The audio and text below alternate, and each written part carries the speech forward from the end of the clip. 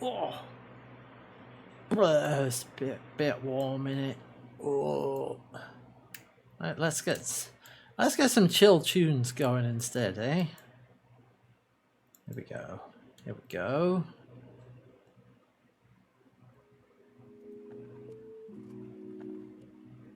Yeah, that'll do. Ah, hello everybody. We're here. It's Monday. It's a stream. I'm here.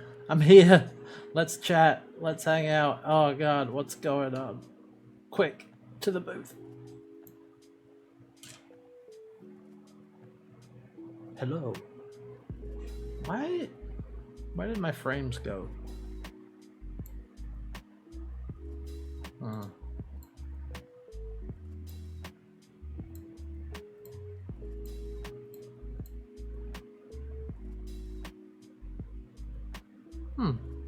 It's weird. It's normally better than that. Oh, I don't know. It's probably just the lighting or something. Maybe it's the game. Oh, it just looks a little choppier than usual. You know what? Whatever. It's too warm for me to care about that. It's too warm for me to care about that right now. But you're seeing that too, right? I'm not going. Hold on a second. Whatever. 24 months. That is almost 2 years. Almost. Thank you, Duru, for the repeated subscriber prime. How's everybody doing today? It's very warm here. It started to get warm at last. I didn't get a good night's sleep, largely because of that. Or, well, yeah, there were many reasons. So I'm a little sleepy and a little warm today, so I'm like, you know what, I'm just gonna take it easy. We're gonna hang out, we're gonna chat. I have to play like I don't want to try and beat a difficult boss right now. That's where we are on Crab Souls. I don't want to do that. Not today.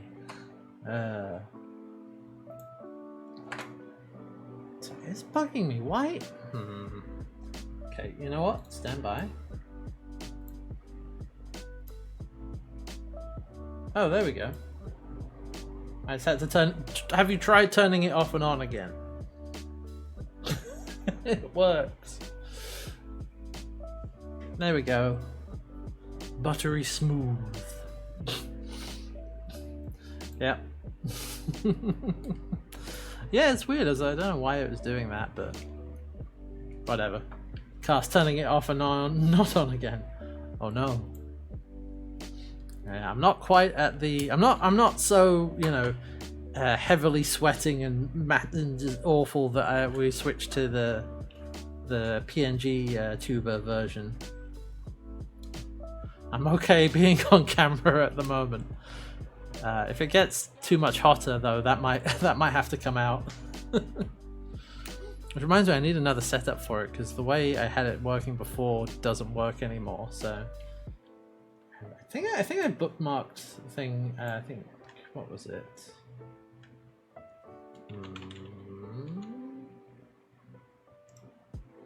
What was the name of the software? I think Pix, you linked it to me for the like PNG tuber solution. I don't know, but whatever. I'll probably use that if I need to. Oh man, it has been a while since I've brought that out. Actually, probably last summer when it was obnoxiously warm.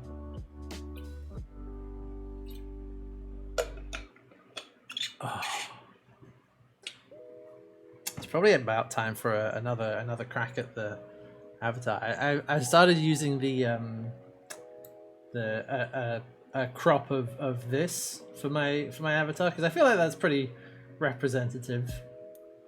The sort of front-facing one is very, like, you know, character model, but it doesn't have much expression in it. This feels more representative of how I feel on a day-to-day basis, you know.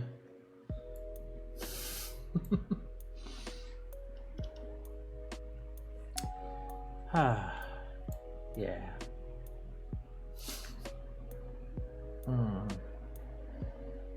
But yeah, I should have another go at it. I keep being reminded of the Drawfee crew because they redo their avatars for their videos every year. Which maybe we're coming up on another time for that. I don't know. I also maybe want an excuse to do some more art because I haven't done it for a while, because that's what happens. I just put it down for a while and then I pick it up again and I put it down again. I don't know. Recently it's been kind of difficult because I keep getting... You try and look into things in the art space online and it's all very depressing. The state of things at the moment. You know. It's yeah. I haven't checked out Kara. I've heard about it. I think I saw it's what is it? Is that the one that's like a hybrid of ArtStation and Instagram? Like in terms of how it looks and how it works. Yeah, okay, yeah. I've seen that, yeah. Maybe it'll be alright. I just don't like Instagram. Not just as like, you know, just Instagram itself, but as a format, as a... What's the word? What's the word? A layout? A user experience? It's okay, but you know. But then there's not, yeah. There's okay alternative. Well, the thing is, I read they had like a, you know, not terms and conditions. Well, an FAQ, and they mentioned like, you know, it's not just like no AI ever, but it's mostly like, look, we'll support generative AI if it can be made without exploitation, which is like, I suppose so. It is not the only problem with generative AI, but it is a pretty big one. And I did have an ArtStation account for a hot second, mostly to sort of follow people and to get access, because they have a number of like, they have their learning stuff on there, which they made free a while ago. As a kind of like, oh, oops, sorry, you know. But ArtStation, man, ArtStation has a filter where you can filter out AI art. That's it though. It's still on there. You have to like hit the button of just like, you know, hide all posts made with AI, which also requires people to tag them appropriately when they upload them, which not everybody does. And DeviantArt is that, but without the ability to hide that stuff, and DeviantArt is just so much worse in so many other ways. Yeah, you see, this is always the problem, isn't it? No one knows how they're going to make money. Yeah. And they need to make money if they want to continue to exist. Like, they might have some venture capital maybe, but that's going to run out. You know. And that's why a lot of these large sites do things like, you know, selling your data and putting in ads and doing all of this stuff, because they're trying to make money some way, and just operating as a sort of virtual portfolio stuff. A virtual portfolio makes the users money because, or it can, because it can drive sales or drive, you know, traffic to the user, the individual, the artist. But the platform itself doesn't see any of that, you know.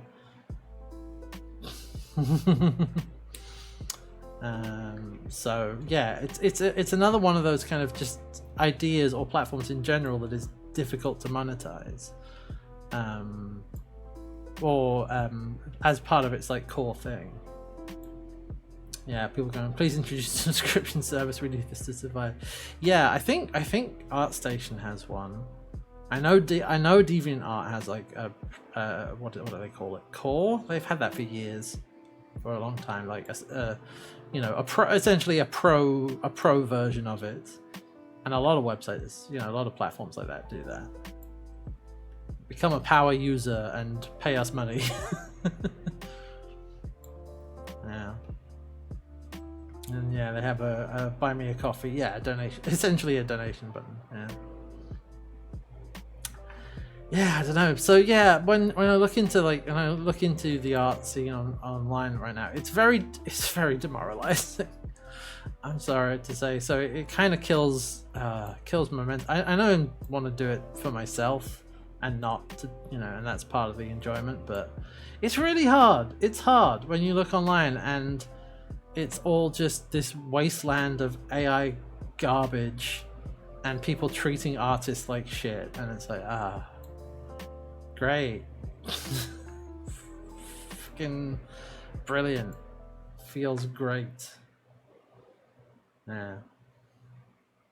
Auto glazes and or nightshades at work. Interesting. Okay.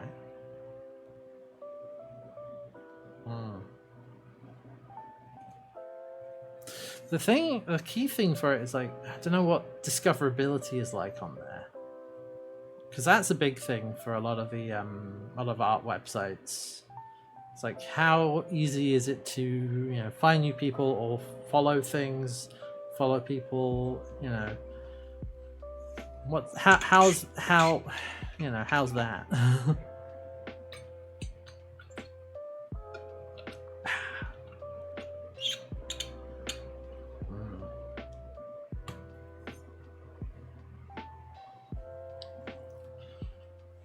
Because that was the thing, because that is something that I think ArtStation's pretty good at that. And DeviantArt used to be, back when I actually used it, which was a long ass time ago, but I'm pretty sure it's terrible now. I don't think it's any good. Yeah.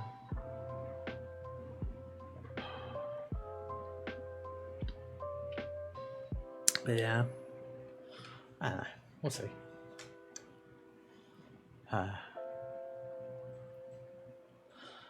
But the thing is, you know, it's easy to get demoralized, like looking into the art space, but there's still plenty of people doing great work and doing good things and being very creative and very good, and not letting that slow them down, which is great. And I need to remember about, you know, need to focus on that, I suppose. Yeah. So having that on top of my, you know, normal problem doing things, my normal, you know, executive dysfunctioning, has made it very difficult for me mentally to, you know, try and get back into the swing of things. But it is still something I want to do. I should. I want to. I do enjoy it. But yeah, it's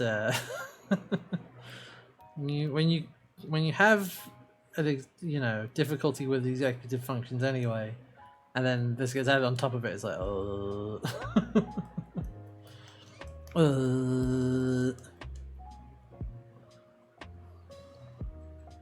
yeah.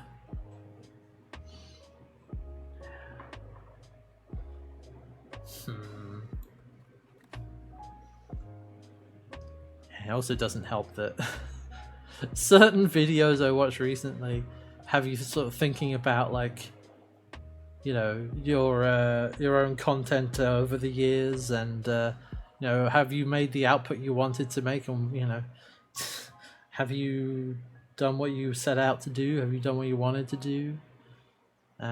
What have you done? You know, are you still doing the same thing now that you were doing like 5-10 years ago? Yeah, I don't understand you.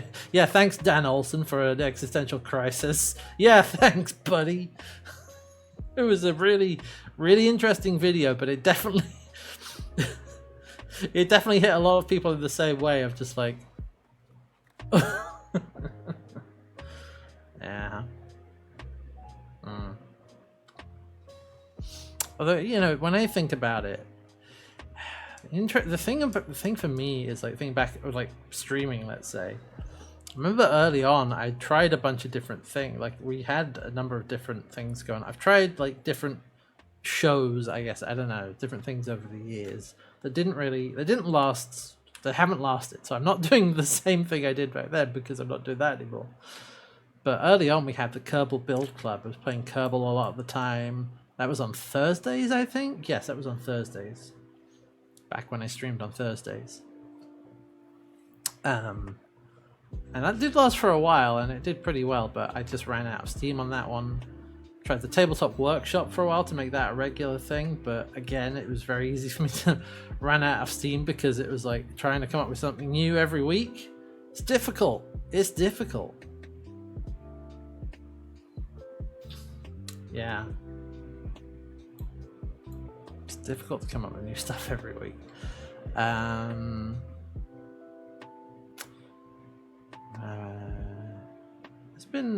There's been other things, you know, done art streams here and there, and I still want to do, you know, like to do more of that.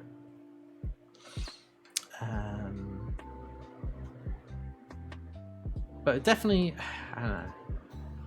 I would have said I've settled into a pattern, you know, that hasn't changed for a while, and that's largely true.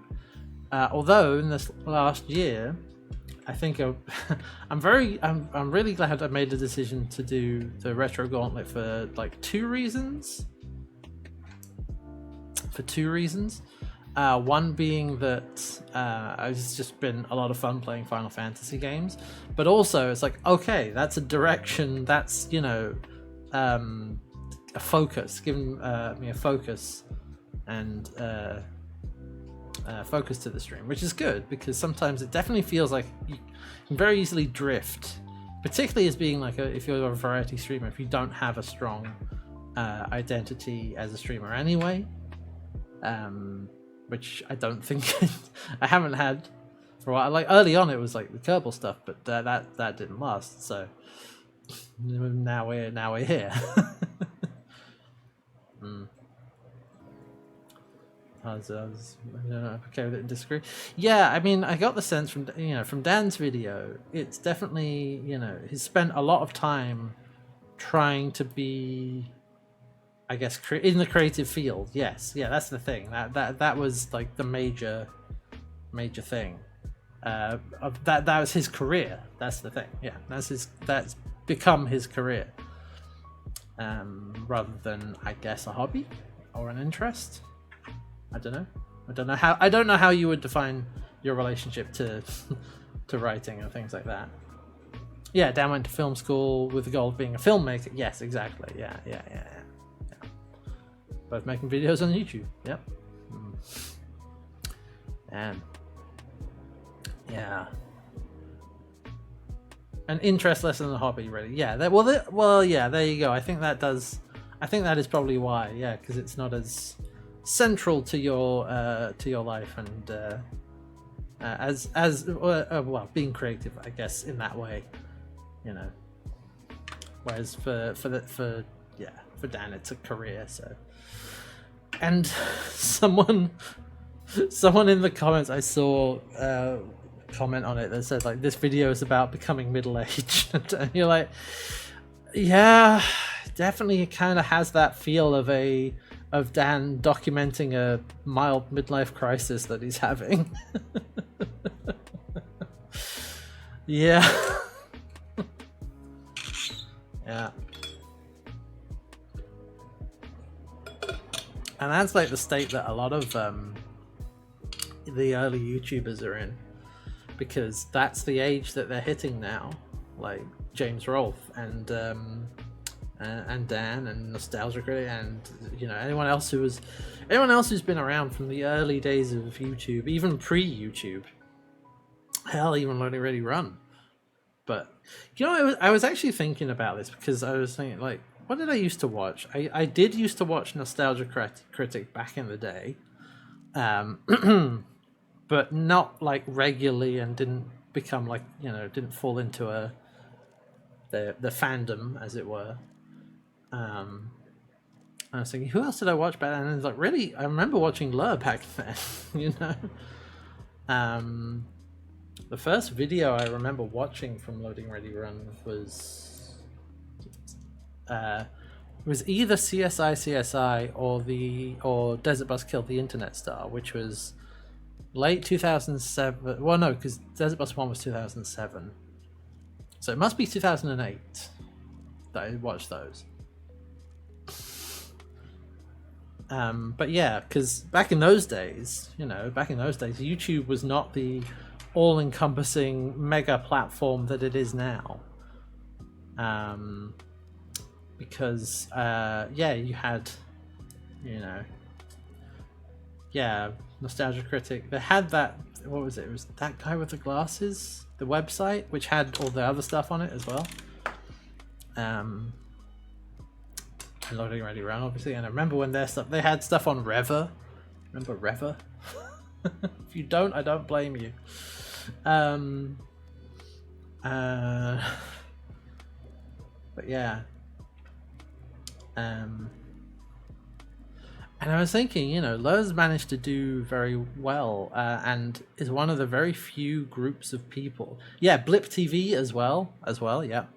There's one of the very few groups who've been around for that long and are still at it and are still going strong and haven't really, and certainly in recent years, haven't had anything, haven't had any like major controversies come out about them. And thinking about why that is, and particularly in comparison to so far, knock on wood, no, yeah, but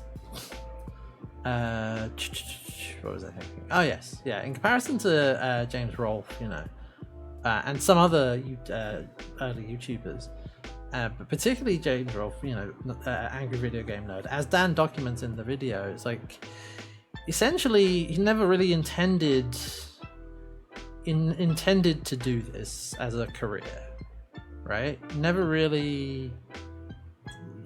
It was a bit that got out of control. Let's put it that way,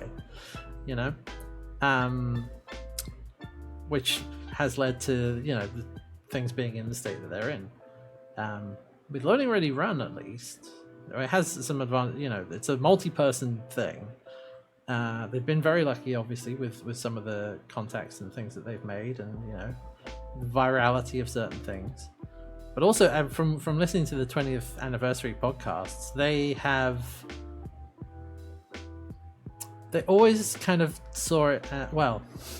There was a period where they basically started taking it seriously and started making it thinking oh yeah, this is something we want to do and something that we like to do, and we're going to see how far we can take this, rather than being saddled with a popular character who people want more of, and it pays the bills and it makes you a decent amount of money, so why not do it? Which is the impression I get from James Rolfe. At least that's what Dan presented in his video. It's like, yeah, Lur's still going strong 20 years on, and have had many changes over the years. They have adapted, but they're a large group of people, and people have come and gone from that group, with a core group, sticking around. And I think that has to be what's helped. Fresh people, fresh ideas, different things, a core of something over the years. And they've also, they've never been like major success, major, like super viral, or like decently successful, yes. And they branched out early, yeah.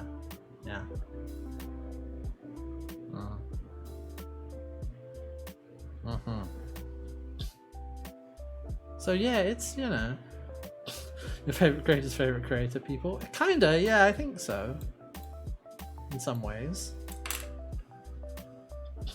It is funny though, the breakout hits that they've had. I think they talked about this, at least in one of the podcasts I watched. Like the breakout hits they had, like 3 PS3s and Talk Like a Pirate Day, kind of proves the thing. Like I'm sure that did generate some, get more people into their content. but largely it's divorced from them as a group. Like, those videos go viral on their own and, you know, don't really bring people in as much as you might think. You know, it's, you know, it was like when they did 4 PS4s and 5 PS5s, there were a lot of people in the comments of that video and on like Reddit and on other places. It was like, oh hey, it's this guy again. Not like, oh that's, oh Paul's back. It's like, no, he's the guy with 3 PS3s. It's like,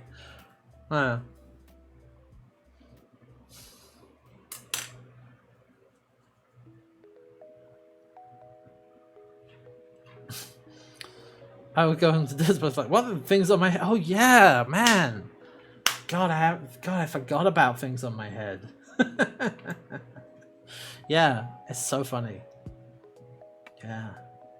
It doesn't... I mean, that was its own channel, wasn't it? So it kind of makes a bit of sense. Yeah. Because that's the odd thing about the 3 PS3s and the subsequent videos is that they are on Lur's channel. Like, they are uploaded to Loading Ready Run YouTube. So I imagine it does drive some people there and, you know, get some more subscribers that way. But it's still just like their own thing. Things Up Ahead is a separate channel, you know. Oh, Project Viral, man.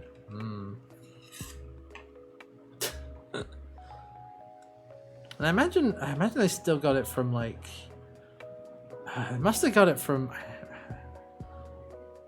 doing when they're on Escapist, you know, doing Unskippable, doing Friday nights. It's like, oh, you're right, these guys also do other things. They also make other stuff. Do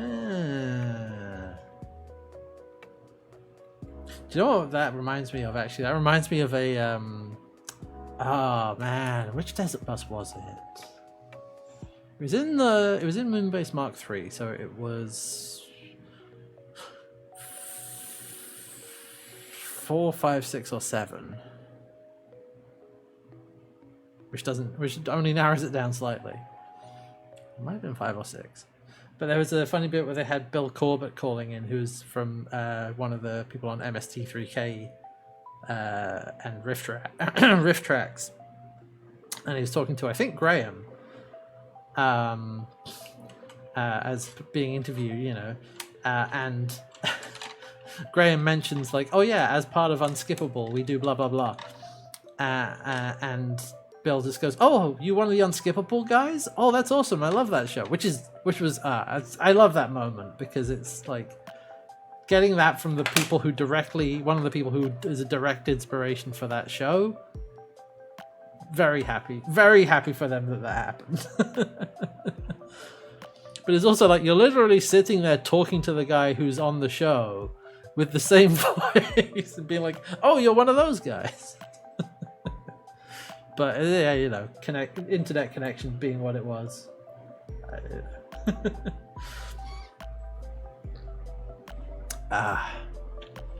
Give Graham a modest movie budget and let him cook. Yeah, that's the other thing they haven't tried to do, is no, I don't think they've not tried to do Loading Ready Run the movie. Have they?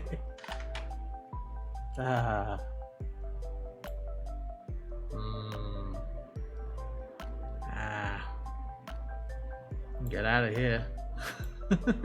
That's just a weird thing to come in and say. Bye. I'm feeling pretty trigger happy today with the band. I don't care. Get out.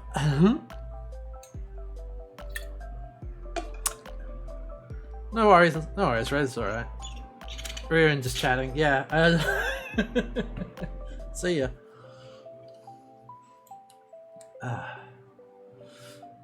Yeah, true. It can be quite difficult unless it's distinct. Oh, man.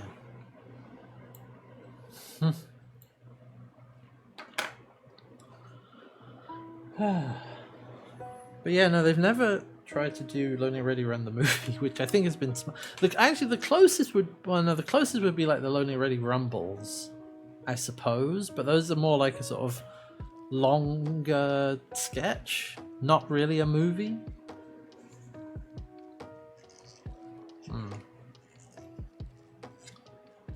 Or like Commodore Hustle, you know? Done long-running series. But they've never tried to make a... No, I don't think so either, Lamb. I don't think so either. I could see them doing like, you know, like a Friday nights, a feature-length Friday nights episode. Or that could work? I don't know. I don't know what they would do, honestly. But it would be interesting. Yeah, well, the thing... Okay. What separates Lur from Nostalgia Critic and AVGN, and particularly from Nostalgia Critic, is that they have proven themselves to be a very capable, like, production house. Like, don't forget, not only have they made, you know, Friday Nights and Commodore Hustle, but also things like Strip Search. Like actual TV quality production. They're capable of that. And that is not something that either the Nostalgia Critic or AVGN are capable of doing. You know, which we have seen. We have seen that.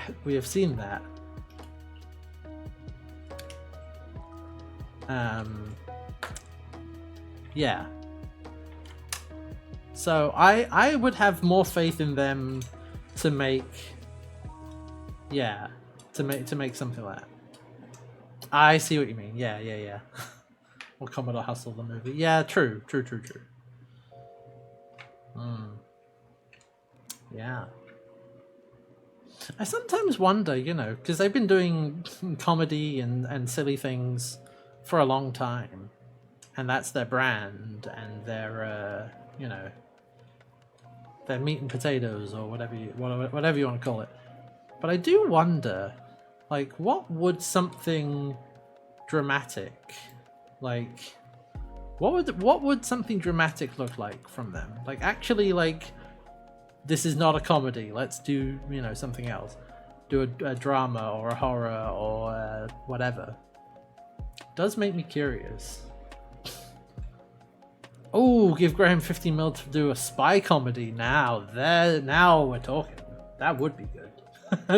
That would be fun to see.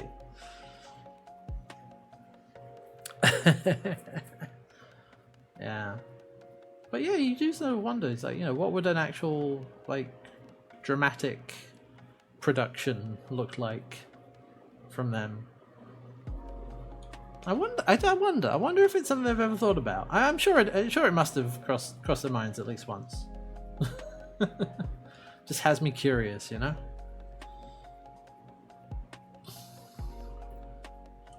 You know, I don't want to imply that, you know, that would be, you know, oh yes, serious business, you know, that. So it just, you know, it'd be interesting to see what they would do. I don't know. Yeah, I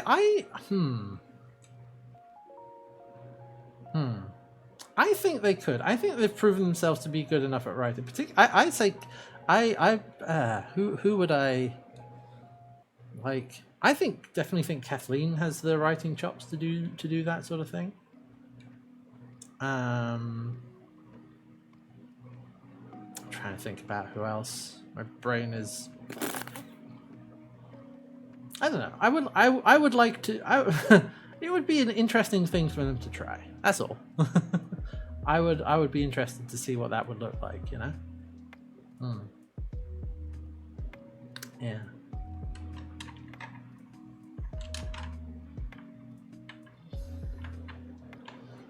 This is a sort of, you know, change of just it's just got me thinking about it, you know?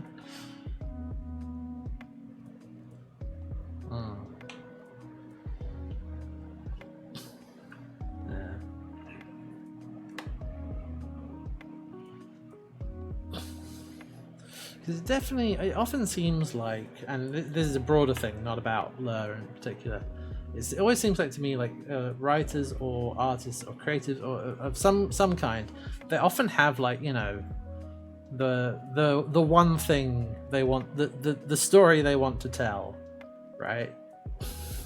That maybe they've been working on for a while, or maybe they think like, oh yeah, this is what this is the story I want to do. And you just think, I wonder what that is for brothers, you know. What would you make if you had, you know, if you had if money was not an option, obstacle, option. If money was not an option, what would you do? No, if money was no obstacle, if you had complete creative reign, what would you do? What story would you want to tell? What would you make? You know, and I think a lot of creatives would have an answer for that, right? And many of them will have a specific answer, you know. Publish a good D&D adventure. Yeah.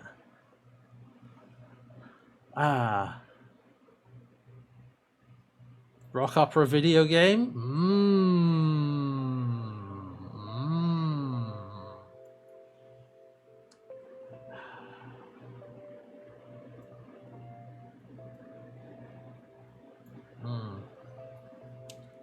Yeah.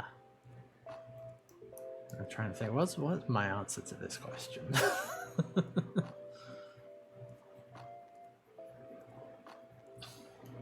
Okay, yeah, in broader strokes, write and illustrate a comic book or a graphic novel. The comic book has, you know, a connotation that's not necessarily what I want to do, you know. But that is, I think that's, yeah, that's what I would say. Technically, the only thing that's stopping me from doing that is time, but you know, that I think is. I think that's my answer to that. I do actually have a different answer that is kind of related to that though, because I have one. It's like, if money was no object, or if I had like the opportunity to do it, I actually want to. I would want to write for Superman. Because I have a lot of thoughts about that. Like a comic book, animation, whatever. That's what I actually think. That's what I would. That's another answer for that.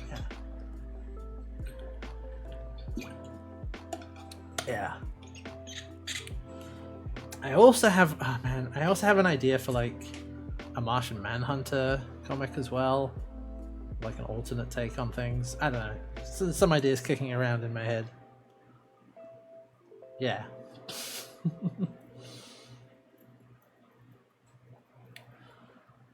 You'll be able to do better than official ones? Yeah. I mean, I think that's definitely doable. Yeah.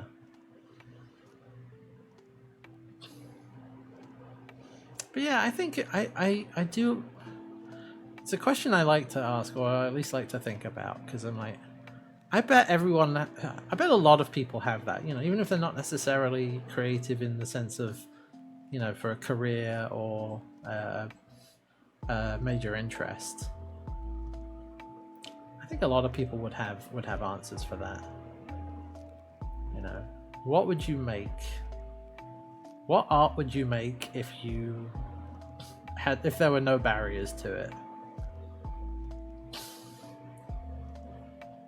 15 people start a game studio outside the one I'm already. Oh, right. Rock opera video game, a horror game concepted back in high school based on the bloop phenomenon. Oh yeah, the bloop.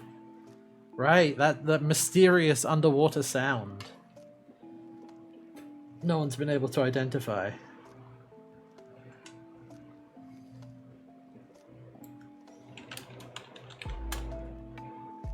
Ultra low frequency, high amplitude underwater sound detected by There are some you know. Yeah.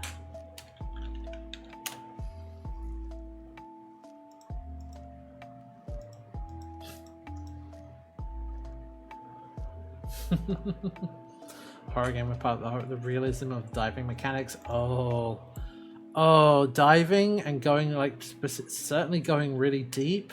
Oh, that is prime horror material right there. Oh yeah. I mean, Subnautica was not explicitly a horror game, but it was terrifying. It was terrifying. Oh, one of my biggest like phobias or fears is like being in open ocean where you cannot see the bottom. No. Hey, there's at least one bit in Subnautica where you are in that part of the ocean, and it's like, just look forwards, do not look down, do not look down, do not look down. You will have a bad time. Yeah, no, I definitely think it's, you know, ooh, a TTRPG system. Nice. The ocean is making a loud noise. Yeah. Yeah, but I think that fear is definitely related to oh god, I just have a brain that will fill an unknown space like that with all the worst things that could possibly be there. you know, it's just like, yeah, my brain just goes into overdrive. Like, but what if? And yeah, that's just how it works. It does that for a lot of things as well. I have a similar problem with heights. Like going up like 2 steps on a ladder, my brain just goes like, here are all the horrible ways you could fall off and hurt yourself. And it's the same if I watch somebody else doing it. It's my brain just going like, okay, we're going to give you the million different ways in which this could go horribly wrong, whether you like it or not. It's like,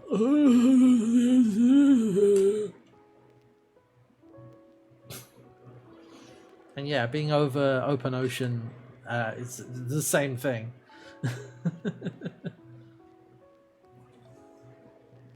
Blue is obviously Cthulhu.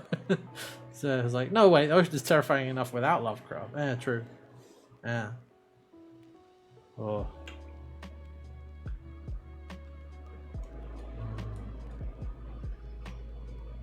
Wasn't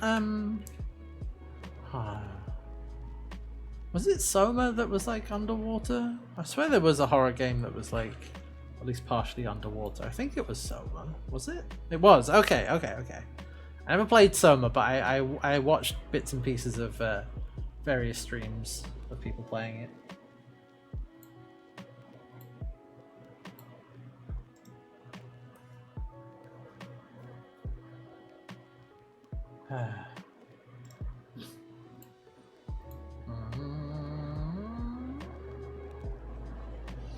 Young enough to know I should never play that. Yeah.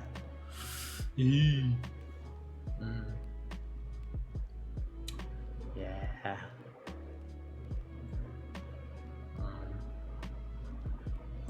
Actually, speaking of games and game making and things like that, I've shown this to a few people, but after the other day, I was thinking about talking with Pix about things, talking about Flash Gordon, and realizing that the one of the famous lines from Flash Gordon, "I love you, but we only have 14 hours to save the Earth," sounds like a 2-page RPG.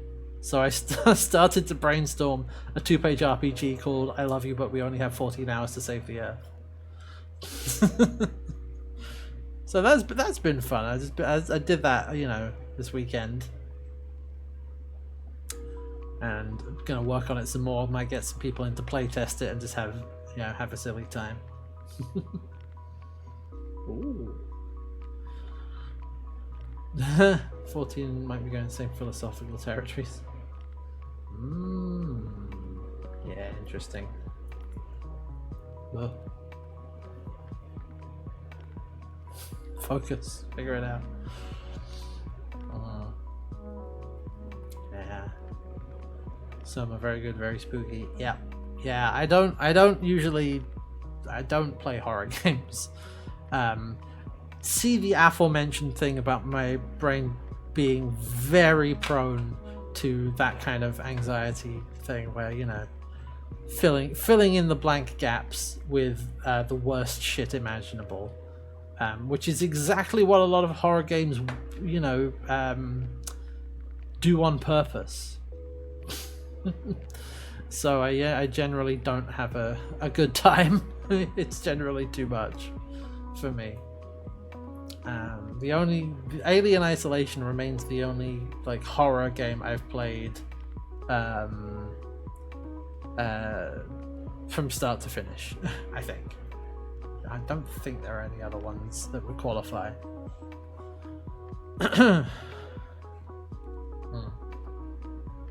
Exploration mode for the one to play it without monsters. Is that the least favorite part and the least scary part? Yeah.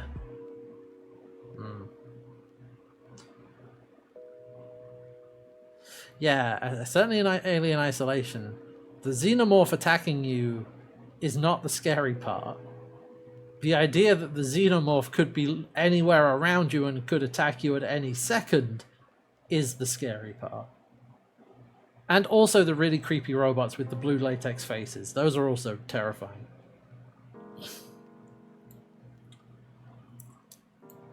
Like, they were really creepy. The what were they called?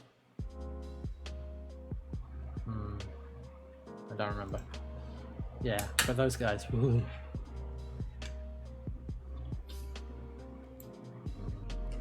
Yeah, the Sikhs and synthetic dudes. Yeah.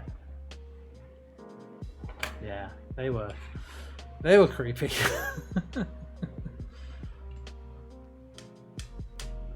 Yeah. Working Joes. Yes, that was it. Thank you, Duru. Bingo. Working Joes. Yeah. Yeah, they were creepy.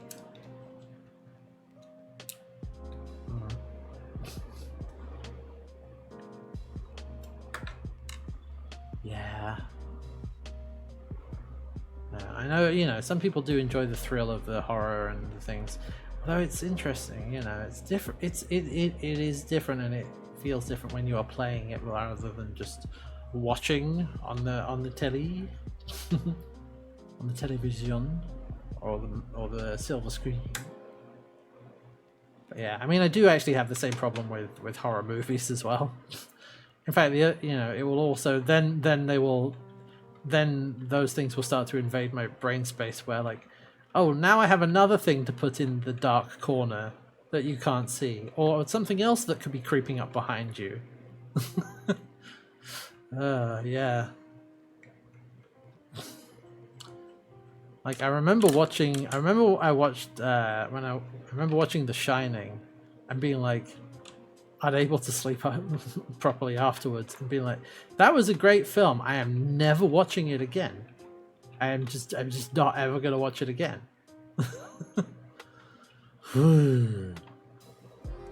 Yeah. Oh, scary with cutscenes? Yeah.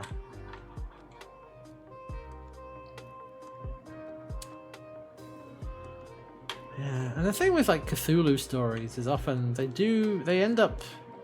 lot of them can end up like showing too much of the monster.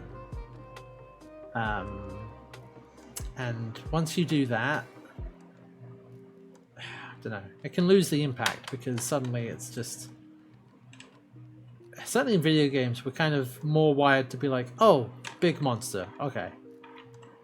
Yeah.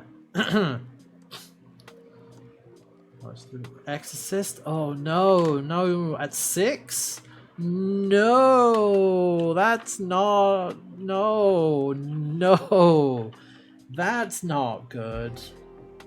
That's not good. Not at 6 years old, no.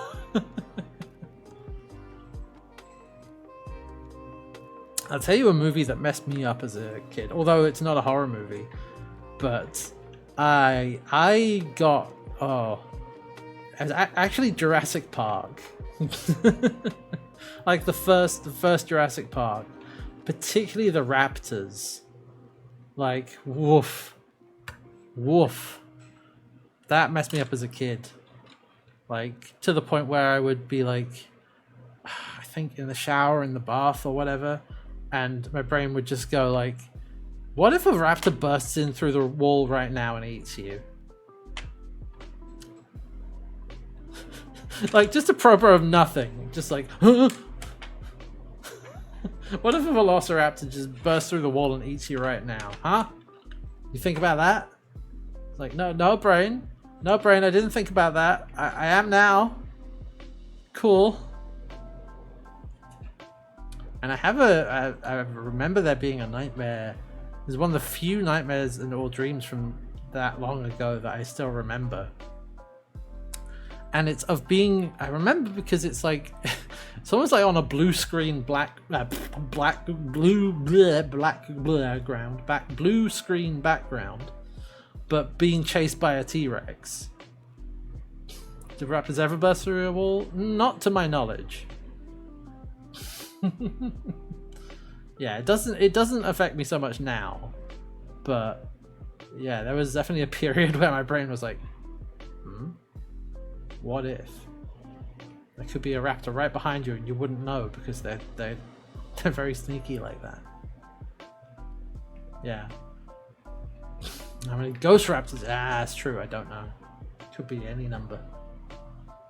But yeah, no, I have a vivid memory of a nightmare of being chased by a T-Rex, like from Jurassic Park.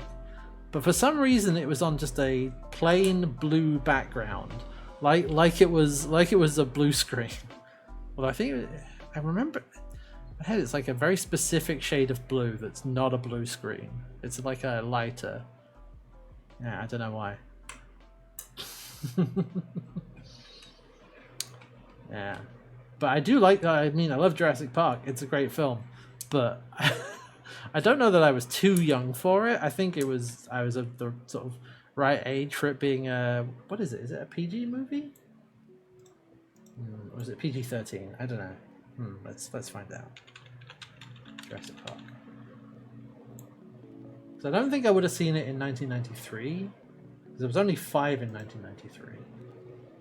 But definitely a few. Yeah, it would have been a few years later when it was broadcast on television. You know. Yeah, PG-13. I think something like that. But yeah, I was of an appropriate age, but just kind of the way my brain works, as we've previously established. Yeah.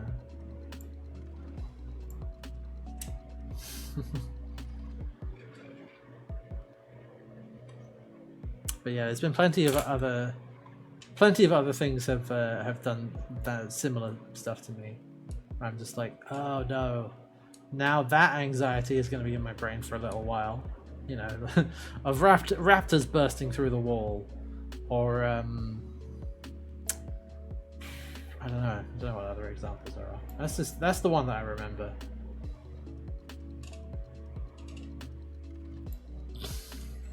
Growing up with a creepy pasta and stuff as part of their regular media rotations. Yeah. Oh, actually, yeah, that sort of stuff as well. Yeah, that like internet creepypastas and chain videos and things like chain letters. That also messes me up in the same way, or at least it used to.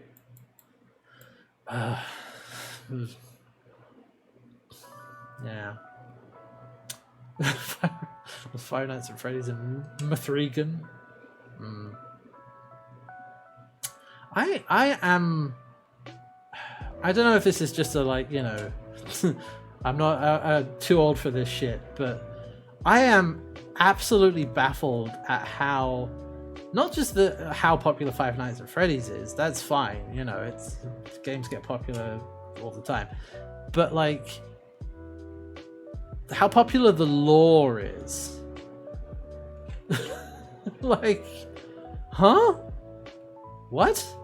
There's deep lore about this, and people love that, and I don't get it. But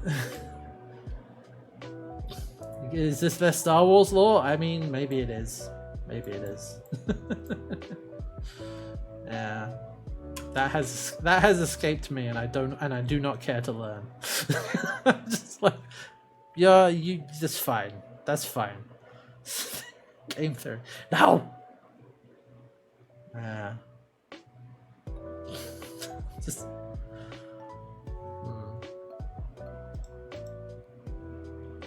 Yeah. But I guess that's what's kept it like enduringly popular, I guess. Yeah, this is all his fault.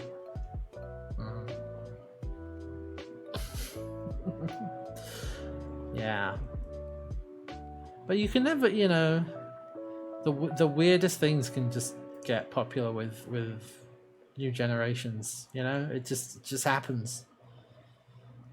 I used to be with it, and then they changed what it was. Now what I'm with isn't it, and what it is weird and scary to me.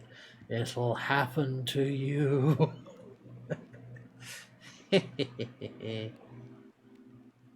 Scott Cole hasn't admitted to just going with whatever shit game theory made up, but he almost definitely did. Oh dear. Yeah, because it always struck me that this was not a game that was ever constructed from the ground up with a bunch of lore. It's all been like hastily patched on after the fact. Just like Overwatch. I think that's what's weird to me about it though. It's like, huh?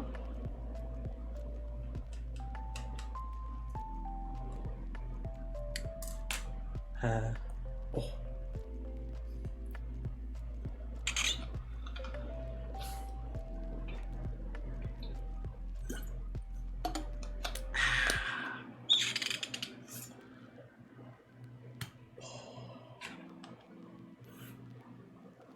It's terrifying. That's basically it. Yeah. It's just weird, you know. It reminds me a lot of the sort of fan culture around it. You know what it weirdly reminds me of? Because this is the sort of thing that's happened repeatedly. You know, something with very little lore, and then some things get spun off, and then fanon, and you know, fan canon, and then that gets turned into a whole thing. And I'm trying to think if there's a good term for it, but basically why it's basically what happened to the SCP wiki, Blaseball, probably a bunch of other things as well.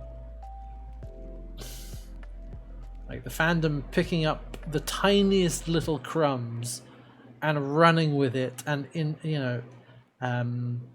interpolating on it. Oh, no, interpolating? Iterating on it until they've got a whole bunch of stuff that is completely like fan created, but it is treated as if it is, you know, gospel or, you know, official lore or whatever. It's like, it's not. You all made that up. The fandomification. I don't know. Kids love SCP as well. Yeah. I mean, yeah.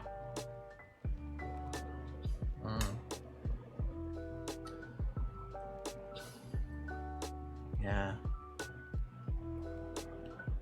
But it's interesting because I think in a lot of ways, that kind of, I don't know, I need a good word, I need a good term for it, but that particular expression of fandom, of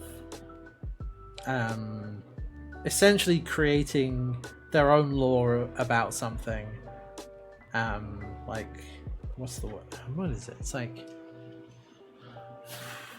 solidified, just like solidified fan lore. I don't know. It's probably a TV trope for it. I think in a lot of ways, it's actually it can be destructive and harmful to the original thing, not deliberately. It's like the same shit with like the back rooms as well, which is kind of similar. It's very similar to SCP, and it's like, well, the original thing ends up is sort of often deliberately vague, and the fan, or the sort of fandom version of it, it strips away all of the vagueness. Strips away all of the vagueness and starts codifying everything. And it's interesting because it's often a expression of creativity from people because they want to play in that space. But it can be, I think, when I say it can be harmful to the original thing, it distorts the perception of the original, version of it. So you kind of can lose what the original was, particularly with like SCP Wiki, where it's like, people end up, contributing back to it, and it changes what it is. And destructive in the sense that you've changed it. I guess transformative or destructive. I don't know. Yeah. You can often, but particularly with like backrooms, you lose a lot. I think of what the appeal of the original is, which is a sort of vague, this esoteric, like unknown, liminal feeling. Kind of that same thing of like, the implied monster versus like actually seeing the monster. Putting monsters in it, yeah.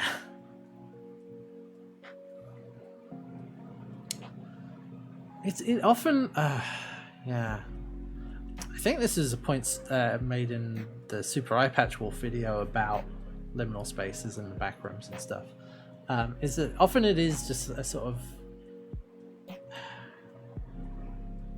just an expression of creativity from people, from often from young people, just sort of playing around and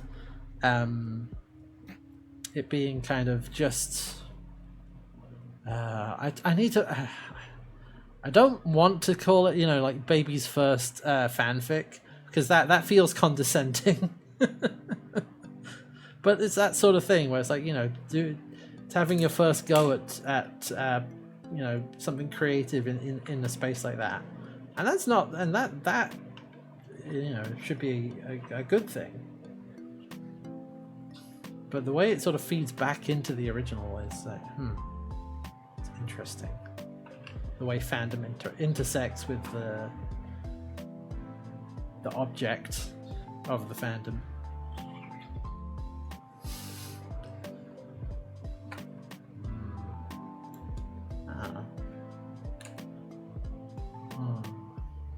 And we do have generational fandoms. That's true. Yeah, man. When they clash online, you have the old.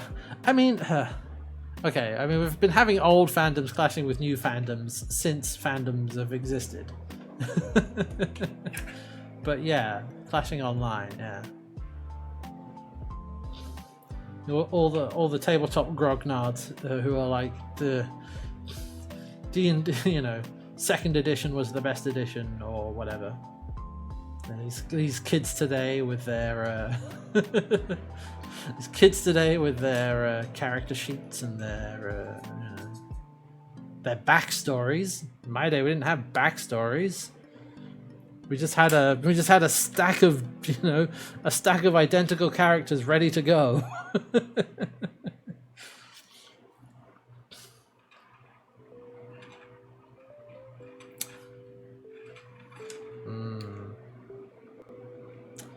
Yeah, Gygax always has, in what I've read about him, has struck me as a very sort of, war gamey type of player, as we would, term it nowadays.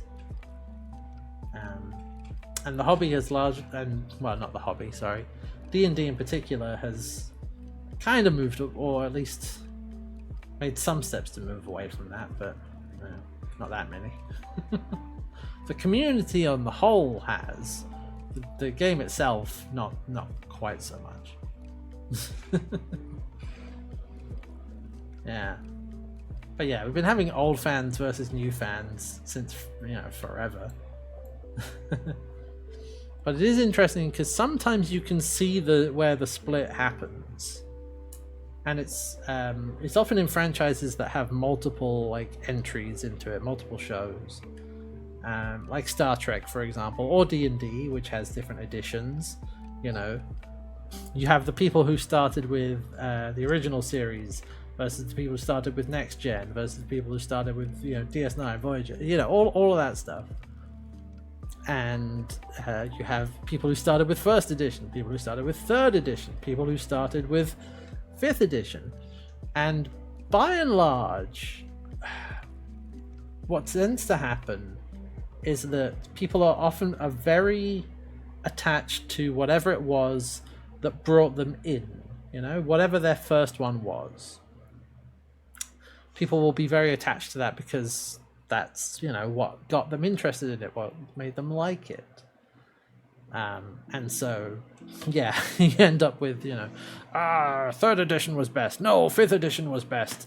And acting as though there is a objective answer to it when it is all down to personal taste. Like, I know what I like, you like what you like, And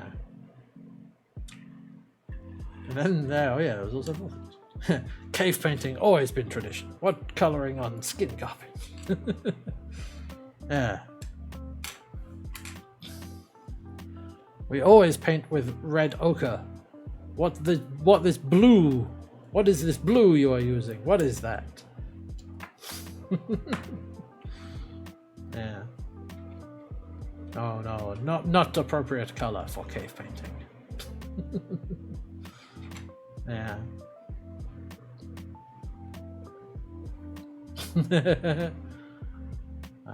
Red versus blue all this time itself, yeah. Yeah.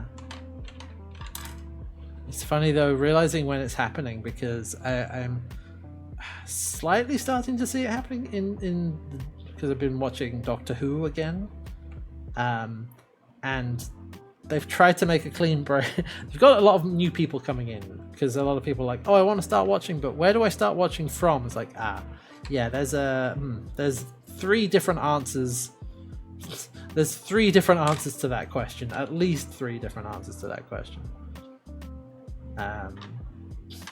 And then you also realize that the reboot where you started watching was it was 20 years ago, so yeah.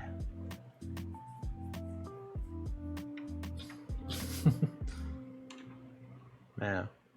But yeah, just to aside, the Doctor Who question is like, where do you start watching? I was like, well, okay, the new series is supposed to be an entry point, but you need to start with the Christmas special, because that's actually a better start than the first episode of this series.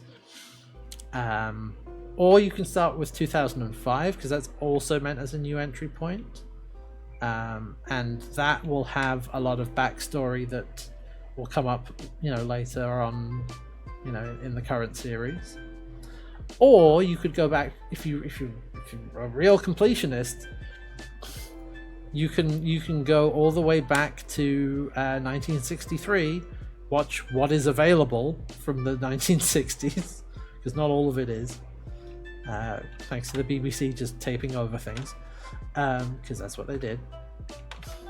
And then you can watch the whole thing from start to finish. See you in a while.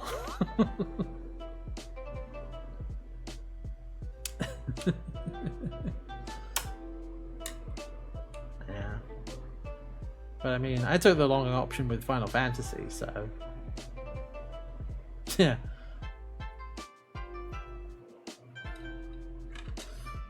Like, oh, I want to play Final Fantasy. Naturally, the logical thing to do is start at the beginning and work my way through all of them. How many Bontoons of Who is there? There's a lot. Many. Considering that it started in 1963. We just had the 60th anniversary last year. Like, there's a lot. I wonder if someone must have done the calculation for how many hours of Doctor Who there are. And it will depend on what you count. Because I just recently learned there are a number of direct-to-video releases that were made. So I was like, does that count?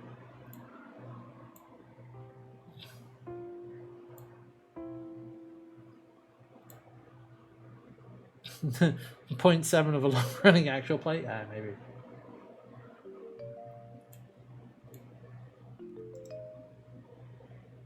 Okay, there's a bunch of different calculations.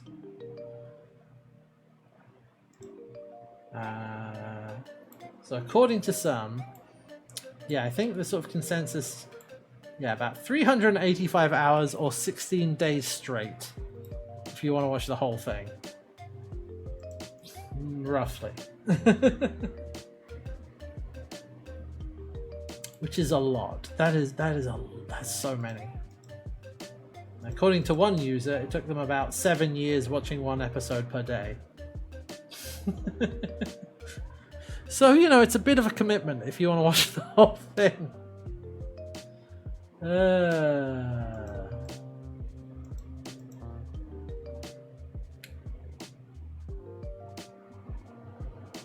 Damn. Yeah, see, next to Cineum. Yep. It's going to take you a while. Yeah. The funny thing was when they did they used the villain the toy maker in the 60th anniversary specials, and so who hasn't been seen since like 1965 or something, and there were a lot of people being like, oh, where can I go to watch the original? I want to see more of this character. Where can I go and watch the original story that they appeared in? And everyone has to be like, well, you can watch this short clip that survived, but the rest of it is gone. I think it might exist in audio form, maybe, but like most of that episode doesn't exist anymore. It was something the BBC just taped over. So it's like, well...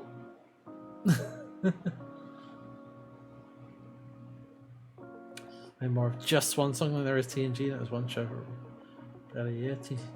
Yeah, content by the hour. It's very... Yeah.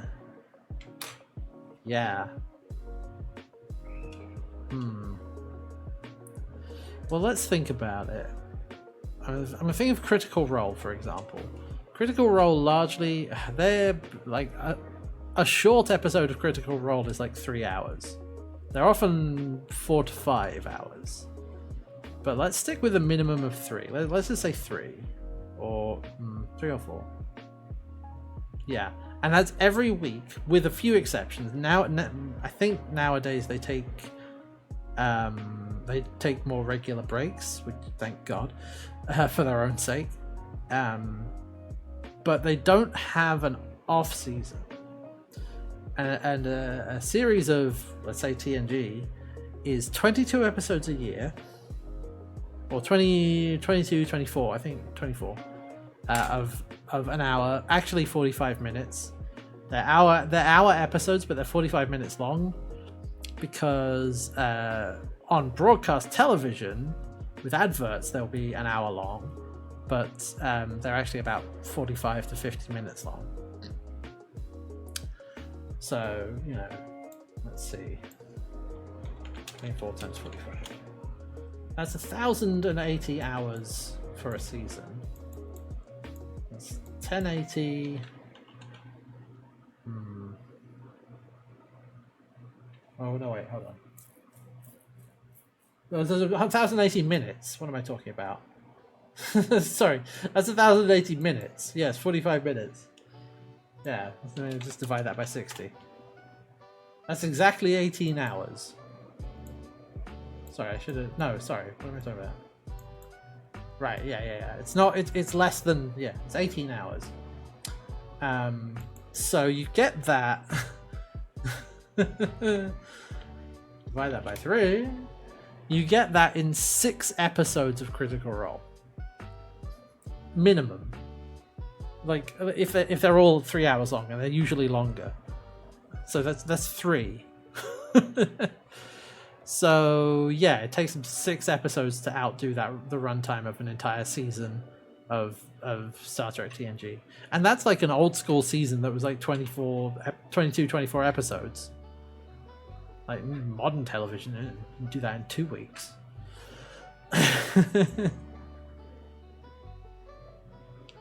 So yeah, it generates content very quickly.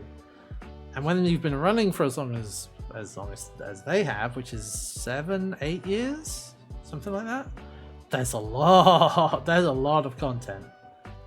I did know I'm still subscribed to their YouTube channel, even though I only occasionally watch things they do. And I noticed they've recently been uploading what are they called? They're basically abridged versions of their campaign 3, which I think it's abridged. Yeah, it is. Which is not like abridged in the Dragon Ball abridged, Dragon Ball Z abridged style, but like actually just like shortened down, condensed versions of campaign 3, which I think is that's a smart idea. Like, here's all the salient points. Here's us actually editing this episode so we don't just, leave everything else in. Which is what, like, Dimension 20 does. Dimension 20 heavily edits their episodes. Which is, a lot more work, but clearly, works. But yeah, you notice, like, the abridged version of, what is this? Campaign 3, Episode 8. Is what's the most recent one? Well, Campaign 3 Episode 8, yeah, is an hour. Let me see if I can find the original. Yeah, the original version is 3 hours and 23 minutes. So it's a third of the length. And that also will be because they've been able to cut out the break as well. Because often the at least the Crit Role VODs are just the Twitch stream. They're just the archive of the Twitch stream with no additional editing, and the Twitch stream has a like a 20-minute break in the middle of it. The raw rip, yeah. Although the funny thing is, though, I mean, it makes sense to have a break in the middle, like an intermission, anyway. But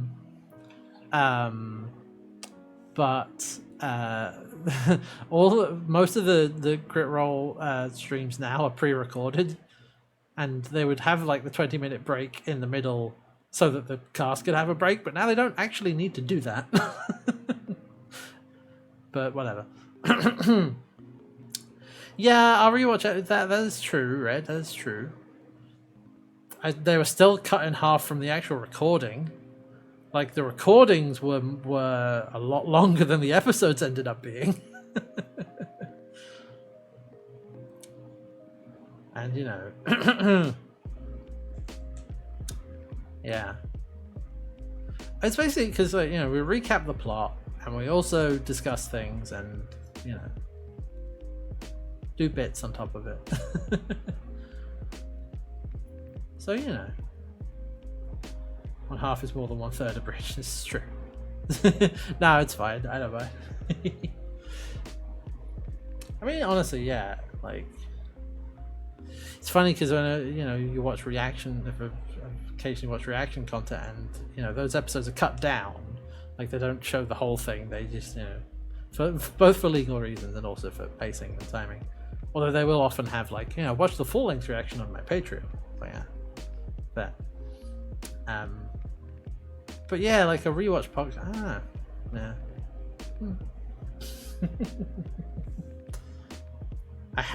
I did find one reactor who's been watching Farscape, and I'm like, yes, good. There aren't too many people out there, I think. Okay, if I'm in the mood for something like that, it's usually there's a lot of other shows. But yeah, I found one. What's the channel name? Funny Little Gal Reacts. It's not like sounds like it would be a small child, but it's not. It's a grown woman reacting. But yeah, it does a bunch of different shows, but also has been watching Farscape, and just got to That Old Black Magic. I think was the most recent episode. Good old Moldus. I'm sure he'll show up again. That's why I remember. watching that and be like, I remember Red just being like, oh, is it Moldis? Is Moldis back? And it never was. It never was. It's like, could be Moldis. It's like, yeah, it could be. It isn't, but it could be. Yeah, no, it was great. It's so funny because I've been watching her videos on that, and it was like, man, it's been so long since we did the podcast. I'd forgotten a good chunk of like Farscape stuff, and I was like, oh yeah, I remember this. Yeah.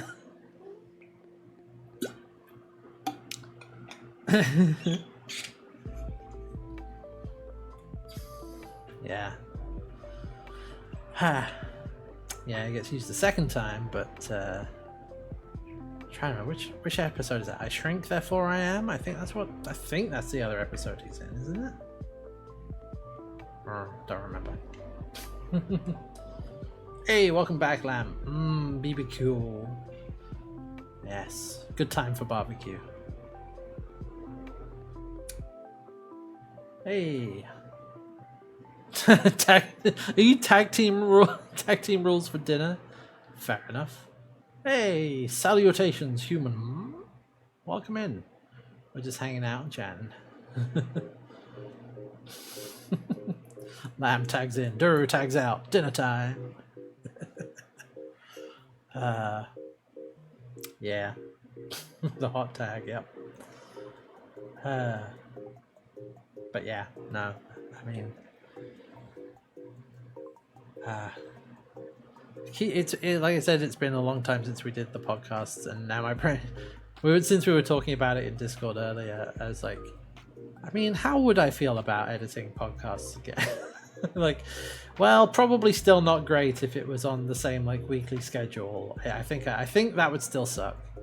If it was less frequent, maybe not. You know, but woof. Yeah.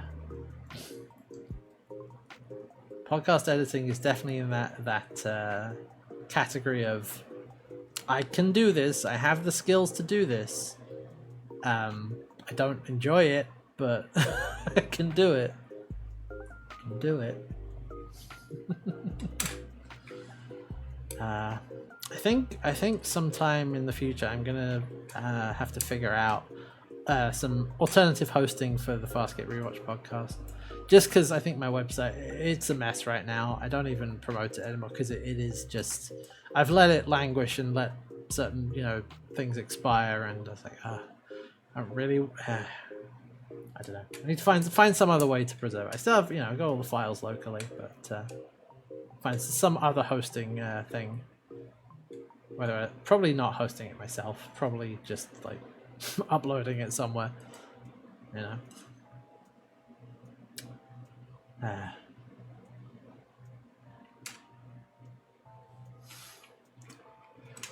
could like code it into just turn them all into videos, upload them to YouTube. I did a few of those early on, and then I stopped. I think it was more work on top of editing it, and I didn't want to do didn't want to do that. Yeah. Well. Still, it remains one of the things I am proudest of, having started it and finished it. Got out an episode every week, more or less. Any time we didn't get an episode out on time was not my fault. Or not either of our faults, actually. Sorry, I didn't mean to imply that meant it was Red's fault. No. It was never our fault. What do you mean, an African or European swallow?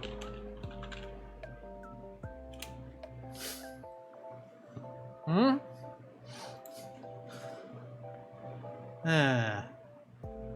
Nah, you cannot trick me. I am wise to your tricks. Hey, Mandu, welcome in. I love that. I actually have an emote ready to go for that. The old man from Scene 24. What is your name? What is your quest? What is the speed velocity of an unladen swallow? Yeah.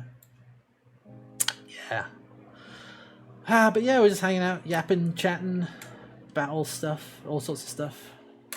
It's too hot for me to try and play games today. My brain doesn't want to do it.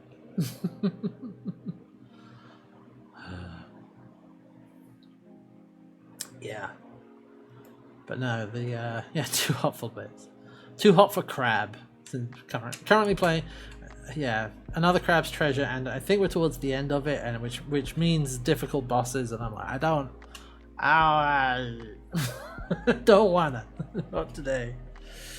We'll try again tomorrow, because I am also just EP today because I didn't sleep too well last night, so I shall try and sleep better tonight and be more ready.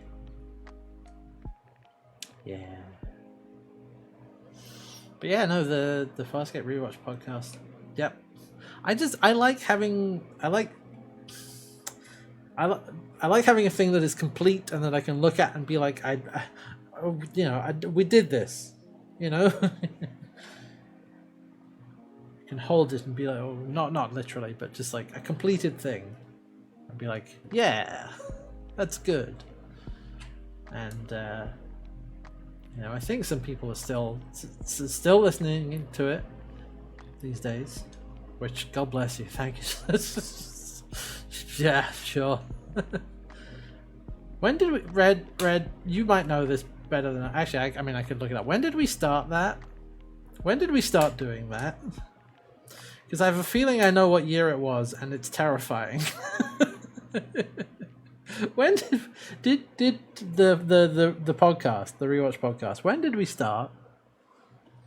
Was it 2015?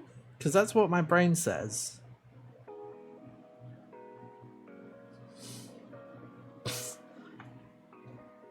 Or was it earlier ago than that? Or was it longer ago than that? I don't know. Or did I finish it in 2015? Oh, you were still in uni. Alright, you know what? Let's see if I can navigate to the correct... I don't know. I don't remember. I don't remember. It didn't come up. Or maybe it did and I forgot.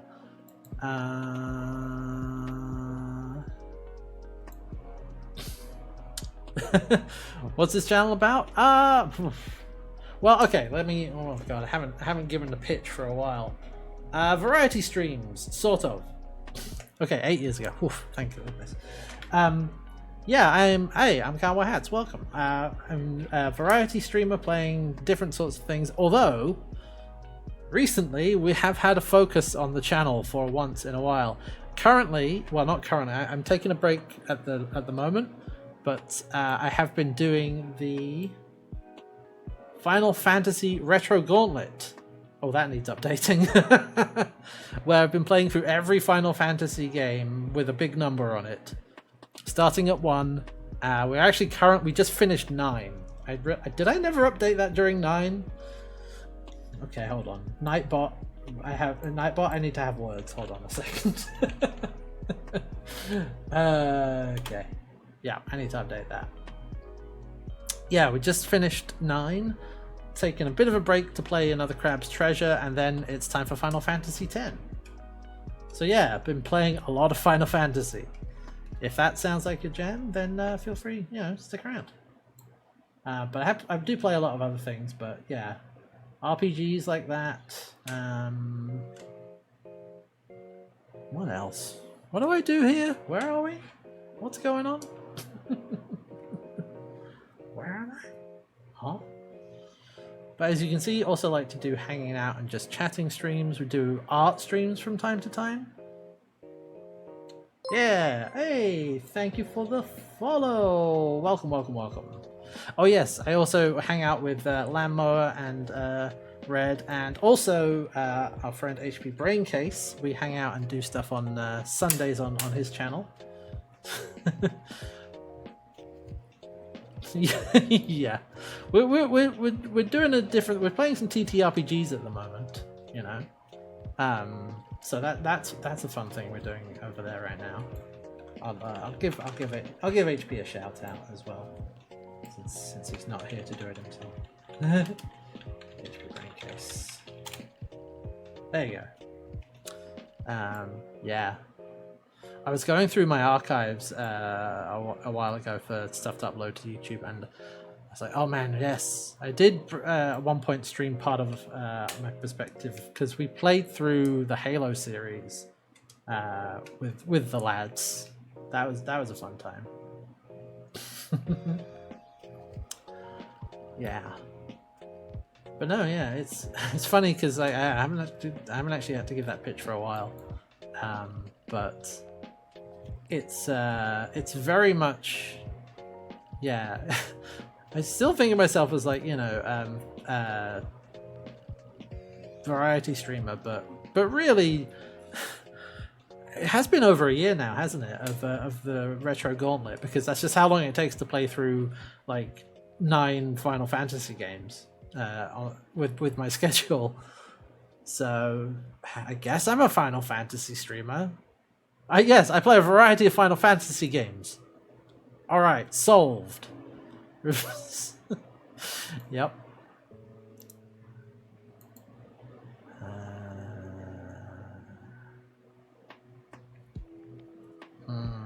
Okay. Yes. 50. Yeah. Okay. Yeah. I just confirmed, Red. I've just confirmed the Fastgate Rewatch podcast. The earliest files I can find about it are from season 1, episode 1. Was last modified on the. In fact, it is almost exactly 9 years ago. Well, a couple of months out. 26/08/2015. So the 26th of August 2015. Yeah. So yeah, next year it will be 10 years old. Which is what I 14 included. Well, I've committed myself to giving it a try, you know. Gonna try the free trial, which includes you know, the infamous award-winning free trial that includes a whole bunch of shit. No, the real difficult one is going to be 11, because I'm going to try and play 11 for as much of it as I can stand. 14 is at least, you know, well regarded and has a number of good things going for it. I'm not committing to the whole trial, but that's like my limit, I think. Oh, 11's well regarded. It's just ancient. Fair enough. No, like, if just so that I can finish it and move on to the next one, I'm gonna say that I'm just gonna. The free trial is like the maximum amount of game I'm gonna play on stream, which is plenty of game as I understand it. And may well be more game by the time I get there. Who knows? Like, that's my limit. Because at some point I want to move on to 15. You know? So yeah. Yeah, the MMOs are where we're gonna have some trouble. I've been very. No, my brain won't let me do that. I'm sorry. No. I will hate that. No. No. No, that was not the gauntlet. That was not the challenge laid down. That was not part of our deal. Yeah. Maybe it would make more sense to do it the other way. Do it all over again, but in Japanese. Well, as they say in Japanese, Nihongo wakarimasen. So, you know. Seahole in 2047 is finally current in 14 and can finally play 15. Yeah. like I said, like how long is the free trial? Oh, yeah. Wait, hold on. 2027. It still works. I mean, 2027. That's only 3 years away. Where are we at? Okay, where is it? Gauntlet. Okay, I'm gonna edit that one to 10. Okay. I'll make that upcoming game, or I guess current game. Yeah, 10. Yeah.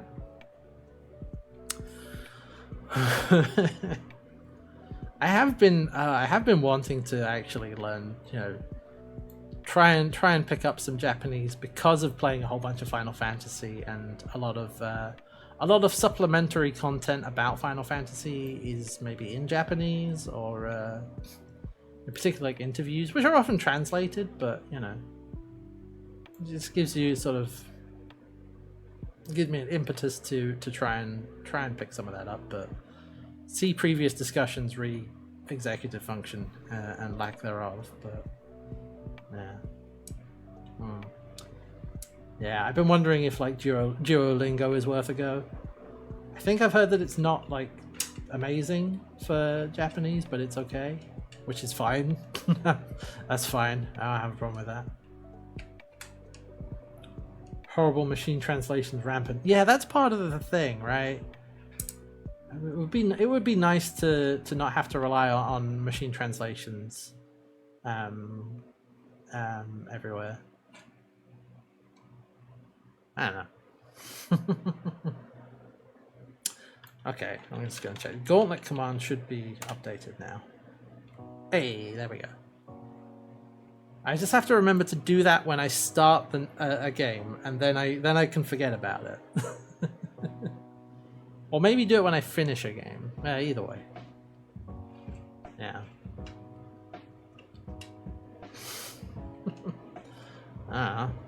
Yeah.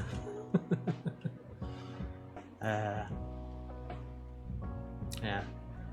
Let's play a Western MMO so it's all in English. No. I've tried. I've said like 11 and 14 are going to be difficult because I have never gotten on with an MMO,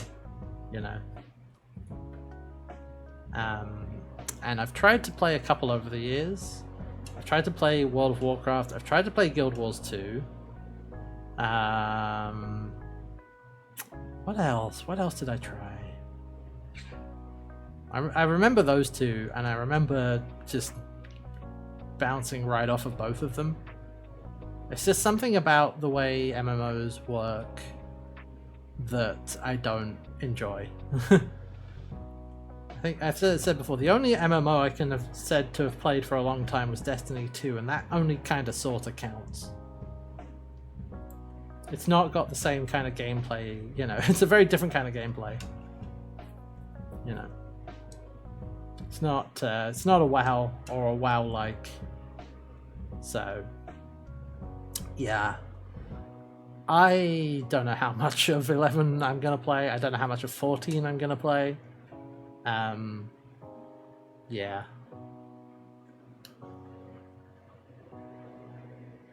So, I think part of the problem is, how to put it?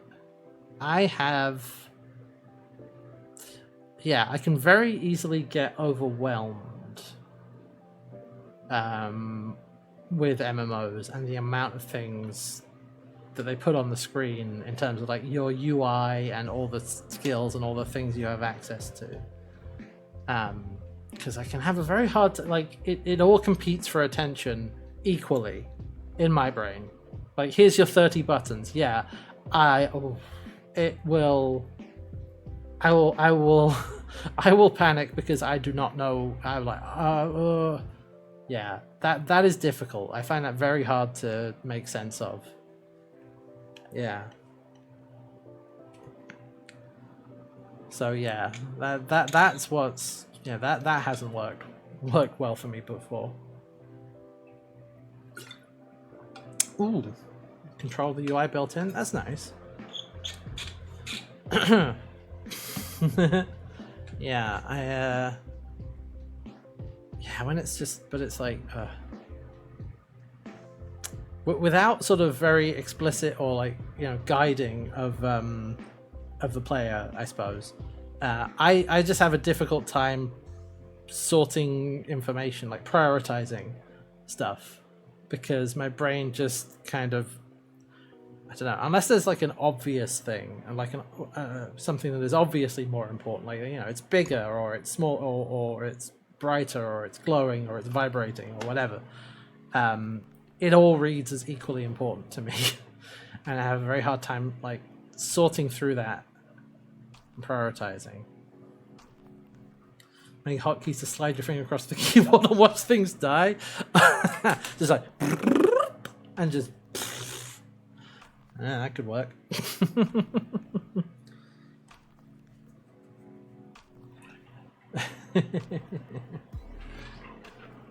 Yeah.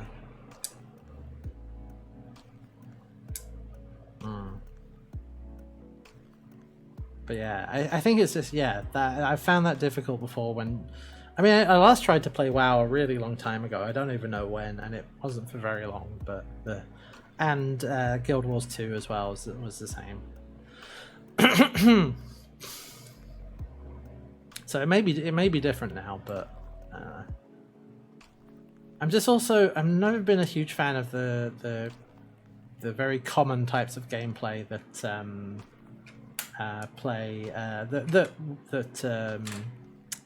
MMOs do. Like WoW's infamous for, like, you know, go here and bring me 20 bear asses, you know, and just farm this one enemy. It's I don't know, boring.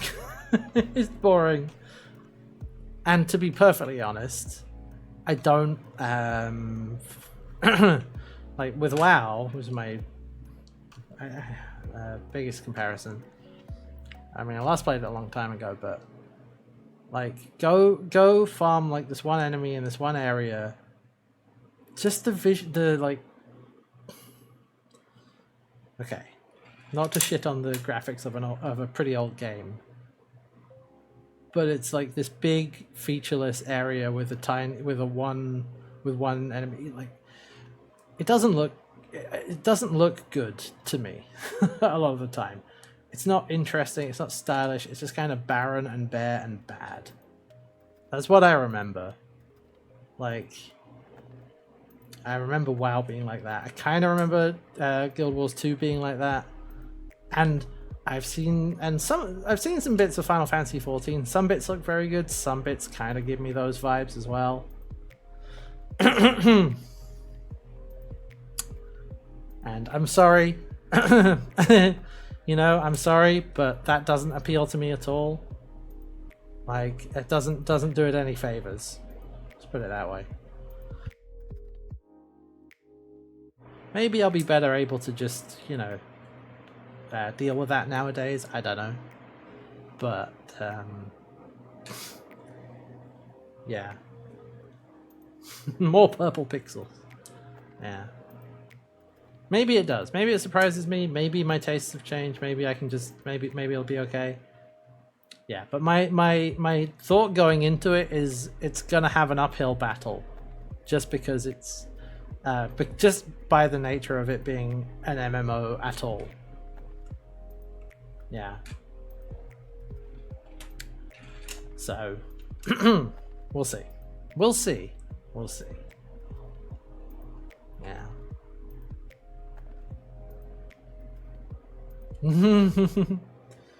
Yeah, we'll see how it goes. Yeah, I don't know. I don't know. I don't have a lot of hope, but I want to give it a try. I want to give it a try, and maybe it will help to have the lads around to do some stuff with. But I think, as I said before, like, I cannot relegate it to just being a Sunday stream, because we will never get anywhere. It will be so slow. It will be so goddamn slow. So I have to play it on the regular streams as well. Like, I'm gonna have to do that if I want to get anywhere. But Yeah. But the thing being, like, when we do get to that point, I will probably, because I know a lot of my friends do play it, so I will cast out a net perhaps to be like, hey, I'm streaming at these times, streaming FF14. If you want to drop in, feel free, and we'll do something. I think that's the sort of thing that might work. I think what I don't the thing I don't want to happen though, and I don't think I feel like it won't, especially if I limit it to just like my actual friend group and not go on like a large server or whatever. I don't want it to turn into me just being like led around by the hand, and the kind of thing. Like, 'cause I know you guys will be better about this, but you know the sort of thing I mean, where it's what turned me off like raiding in Destiny, where it's like, okay, you just started, all right, here's a list of a whole bunch of things for you to do. Here's what you need to do. Here's how you need. I'd like not having a chance to explore and figure that out for myself, just being essentially told what to do. I do not want that. I do not want that. Here's the optimization guide, and here's how you do this, and here's how you get all of that stuff. Like, no, I don't want that. I do not want that at all. Yeah. I don't know. I think it's interesting though.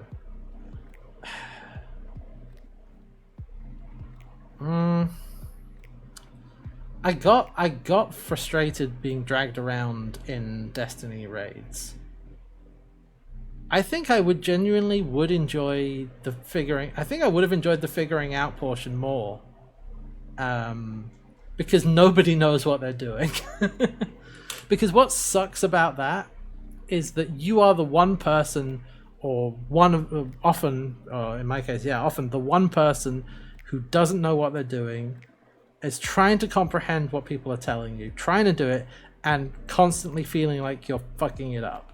Like, constantly feeling like you're letting everybody down and that people are getting mad at you. It's rude to suck at World of Warcraft. Another Dan Olsen video that's worth watching. And I never did it the other way. I never did it. I don't really remember doing it where nobody knew what was going on. But when nobody knows what's going on, you don't feel like you are letting the side down as much. You don't feel like the one kid who doesn't know the answer to the test, right? You feel like you're in the same boat as everybody else. And yeah, you don't feel like the kid who can't see the obvious answer that's in front of him on the test, where everybody else can. That was the worst thing by far the worst thing about raiding in Destiny. By the time I got around to any raids, everybody knew what to do. I didn't. I felt like an idiot, and it felt miserable. A lot of the time. Not all the time, but like, yeah. Yeah. So I don't want that experience again. I don't want to repeat that.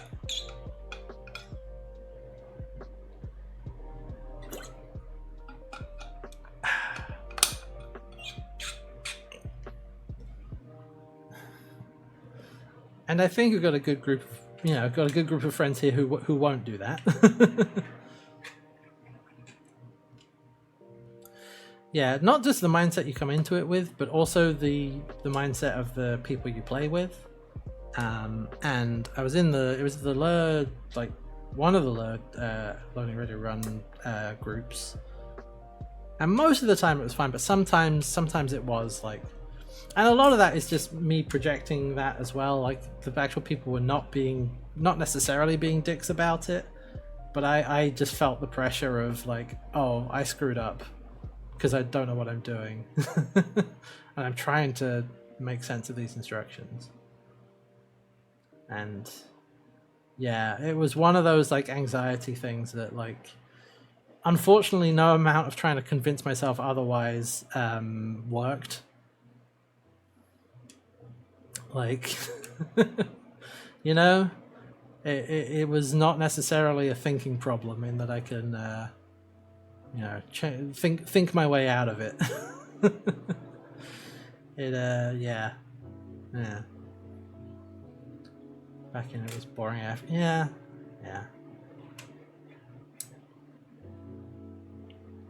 I'm sure I saw each one had access to. Yeah, no, I mean, yeah, I just found myself wishing that I could have got there when it started. You know, we're all figuring it out. But yeah, whatever. Yeah. So yeah, not keen to repeat that. Yeah. And yeah, sorry, I don't mean to imply that, you know, the people I played with were rude and being mean to me. That was not really the case. But it is the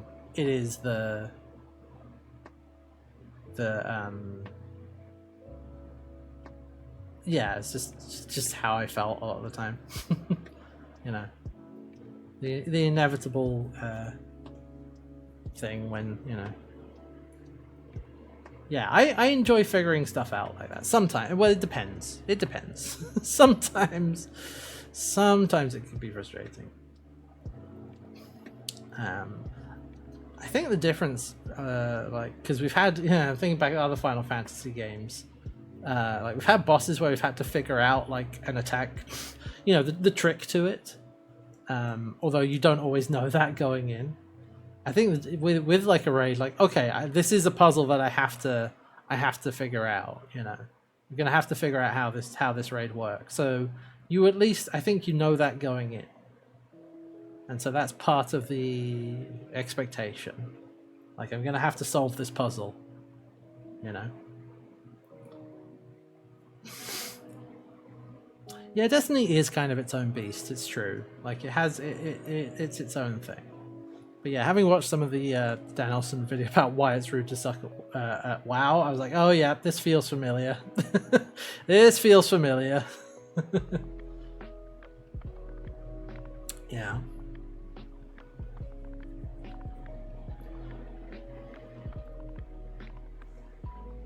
Yeah. But yeah, having a good group who can facilitate the kind of experience that you want out of something like a raid, that definitely seems, you know, seems like it would help.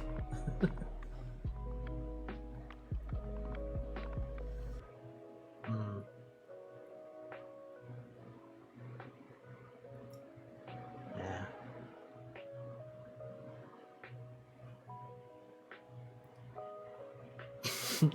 That one friend, we would just put a marker on and follow him around, live by the marker and die by the marker. Blast as he was figuring out stuff. Yeah.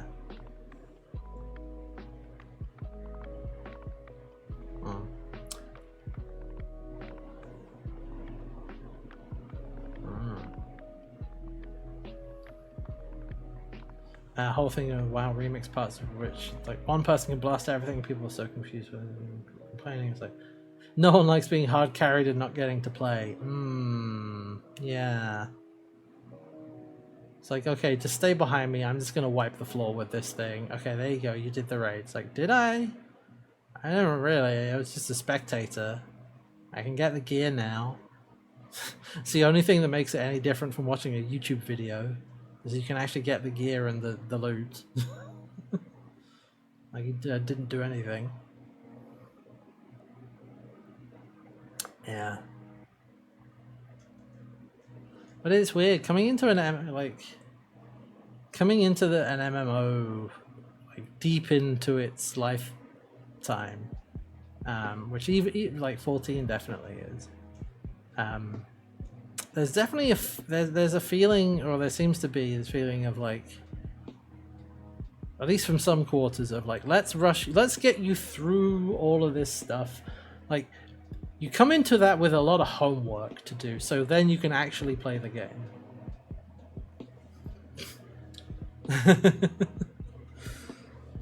which I have thoughts about.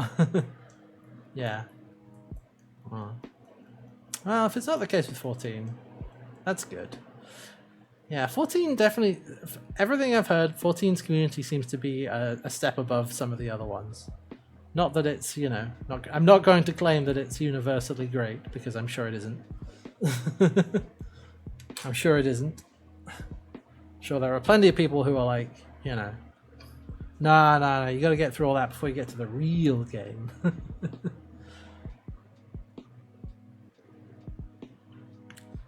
But on the whole, it seems to be.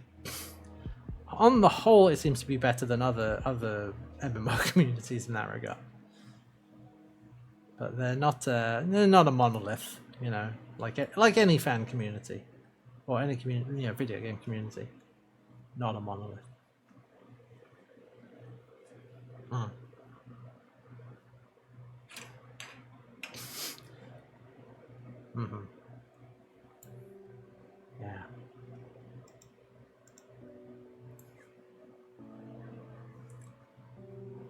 Yeah. Yeah, 14 is going to be my biggest test. I know this.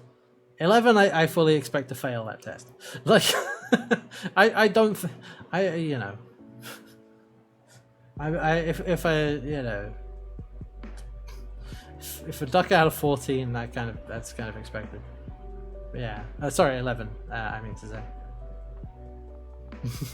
Not for an 18-hour boss fight, coward. Oh no. Yeah, we'll see. Yeah. We'll see. Yeah, I don't know about that. It's an RPG MMO rather than MMORPG. Like, RPG is first and foremost. Like, maybe everything I've seen of it doesn't look like that, but I guess it might be different playing it. Yeah, we'll see. Yeah. But I think the thing I'm gonna spend a lot of time doing that already today, but I'm gonna have to preface when we get to 14 of being like, don't expect too much from me. Like, because I know a lot of people really like it, and they like it, you know, they like it a lot, and like, don't expect too much from me. Really don't expect too much. Yeah.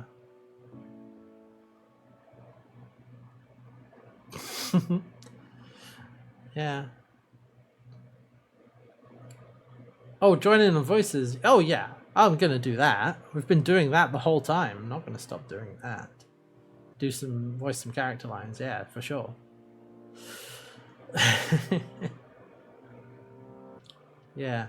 Well, yeah, it's interesting because you know, Final Fantasy 14. I'm sure it's not, you know, it's not a perfect game.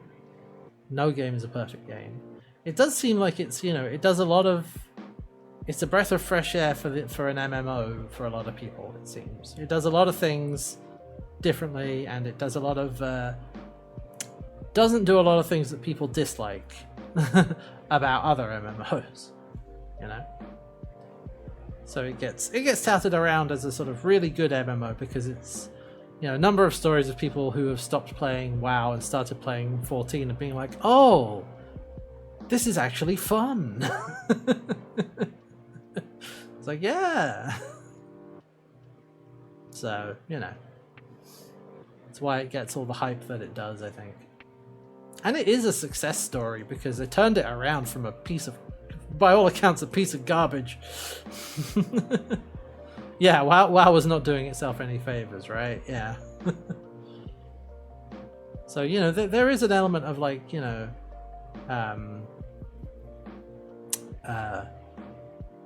being very happy for the team, and that, you know, invested in it because it turned around. It's a comeback story, right? From a terrible first iteration to a much better one. Yeah.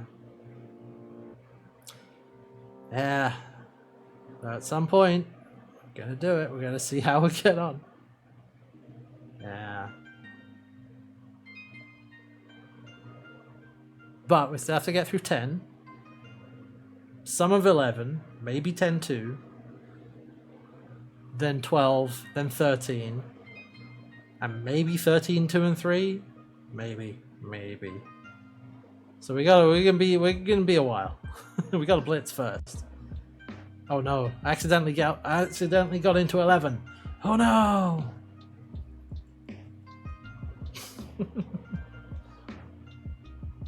Yeah. We'll see. One thing that is true though is that like I'm more incentivized to play more of a game and try and finish a game if I'm streaming it, which is something I've noticed.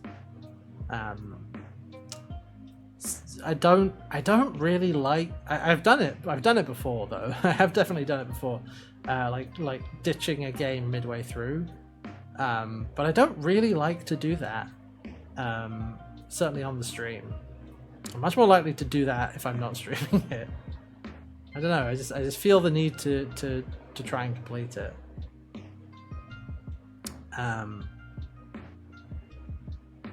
So you know, there's every chance that I will play more of 11 on stream than I would otherwise. Same for 14 as well, probably. But how much that actually is, I don't know. It's that thing about having a sort of a somewhat externalized what's the word? Yeah, an externalized reason for doing it, you know? Externalized motivation, that's what it is. It's like, I'm not doing this just for myself, I'm doing it, it's for the stream and for, you know, for the... it's for the content. No.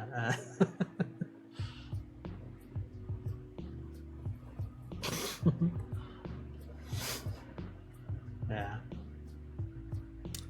Because man, historically just trying to do things for myself it doesn't last very long. It doesn't last very long. I need to externalize the motivation in some way if I want it to stick, which is why streaming comes in handy for that. Like, oh no, I can't leave it unfinished.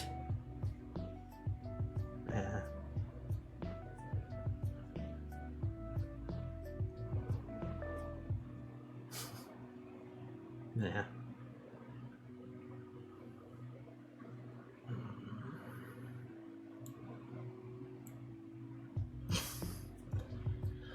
Oh.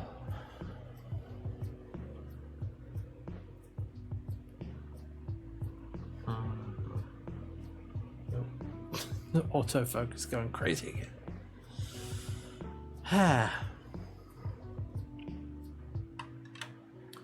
But I mean, you know, I need to have played all the other Final Fantasy games before playing 14 because it just has all of the things from all the other Final Fantasy games in it. So if I want to make sense of all of that, I gotta play all the other ones. This is how it works. My throat's a little sore.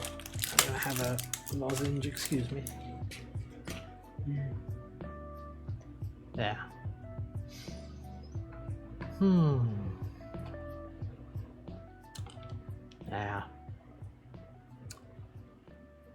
But yes, blitz. Gotta blitz. And Lamb, I may need to what's the word? I may need to pick your brain about emulating it because I think that's what I want to do, because I was looking again at the difference between the original version and the HD remaster that you can get on PS4, and oh my god, it looks terrible. It looks so bad on PS4. Why did they do that? Why did they do it like that? So I think, you know, OG version would be better. If I can't get that to work, I'm gonna get the one on PS4 because that I know will work. but I need to try and get the emulator going. Yeah. I could probably you know Google it myself, but you mentioned that you know what's up, so yeah, we'll sort that out. Yeah.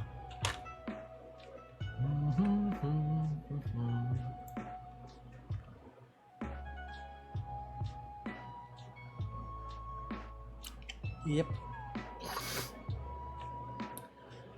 And yeah, we'll settle in for 10 because 10's going to be a long one. I mean, they've all been long ones recently. Ever since I want to say 6 or 7, they've been pretty long.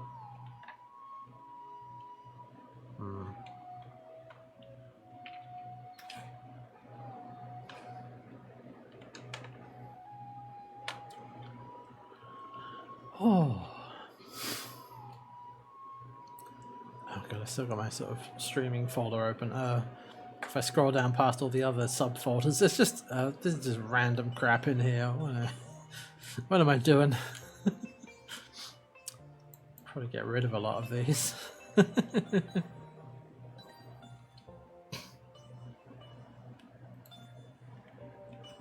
Yeah, that would be cool. PS2 accurate port. I did hear about that, and I'm like, is that gonna A, is that real? And B, is it gonna come out in enough time for me to start it? You know? Who knows? Probably not coming out anytime soon. Yeah, it's about what I figured.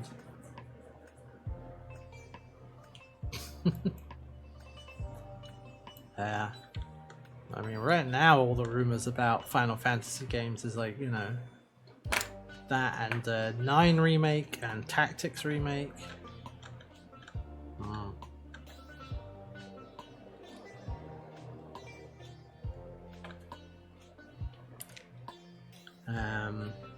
Which, yeah. Tactics remake is interesting though, because that would be, I think, basically the only way to play it legitimately. At least on the stream.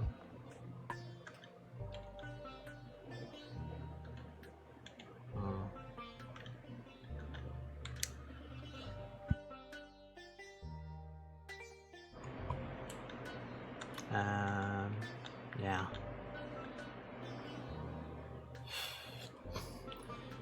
But yeah, by the time we get, oh man, it's just like, when does this end? When do we? I mean, do we? I get to 16, but when we get to 16, 7 remake exists. Oh no, that feels like madness. You're never going to escape Final Fantasy. We're never getting out of here. It's too late.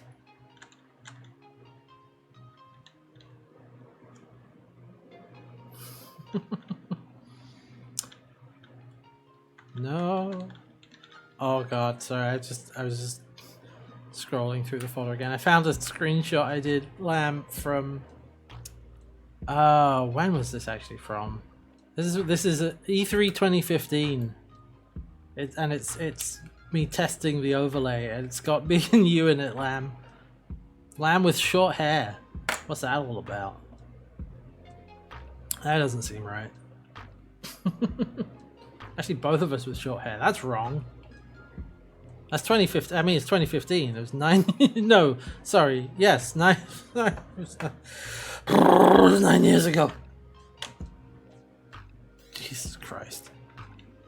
Oh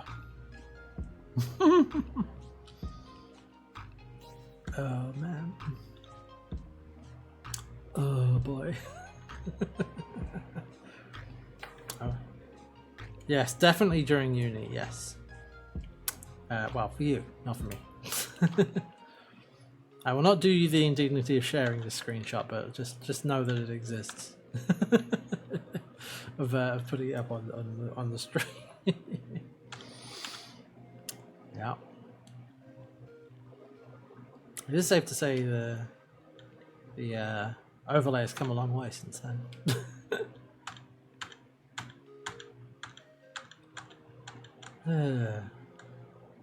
Yeah, I will not deploy the orbital laser, but know that it exists. No, it's not a particularly embarrassing screenshot. It's just from 9 years ago.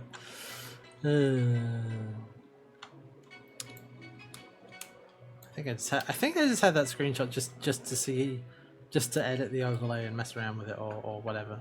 Yeah. It's from Tiny Baby Times. Yep. There's probably other ones in here somewhere.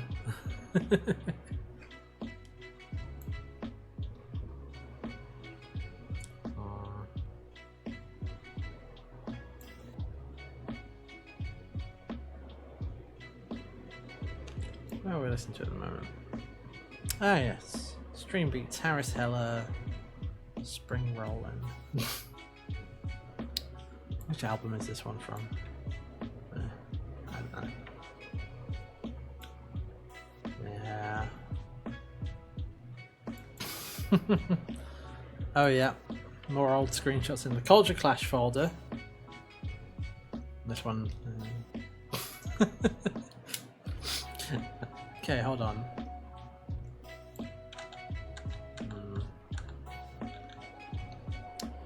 You know, I always be, yeah. I'm still pretty happy with that overlay. Sorry, I just don't have the monitor open. But okay, I might. Yeah. Ah yes, Culture Clash, a Survivor TV podcast. Yep. Them's were. At least I don't think that's the version I went with. But that was one version of the overlay. Yeah, no, it was not. No.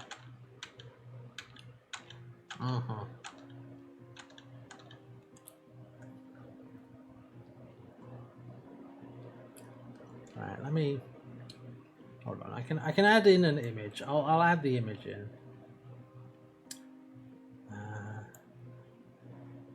Rather than share the monitor.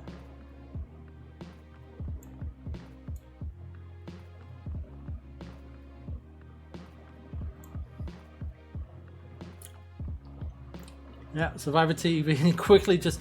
Yeah, I remember it was briefly some other people as well, but...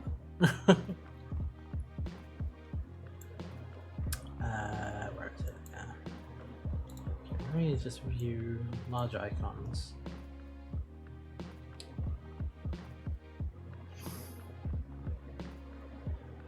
Just gonna bring up the... Huh? Ah, yeah, just the splash image. Yeah, that's what it was like. You know, I'm still pretty happy with that. It's fairly simple, but it's not too bad. You know. Oh, it was U-Hub and Mox Amber at the time. Ah. Yeah. Let's put it down there.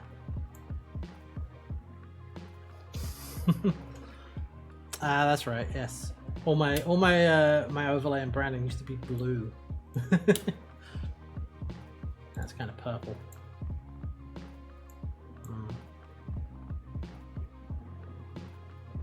And the overlay. Which one was this? Overlay version 2, I think, is the correct one. Oh no, it was probably version 3. Yeah. Oh right, it's actually transparent. Look at that. Ooh.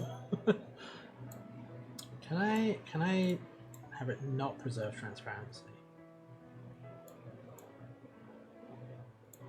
If I take apply alpha and linear, that doesn't do anything. Oh well, whatever.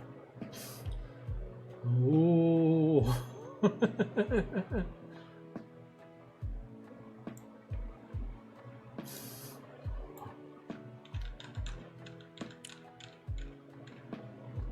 Oh yeah, E3 special from 20. Okay, this is from 2017. Okay.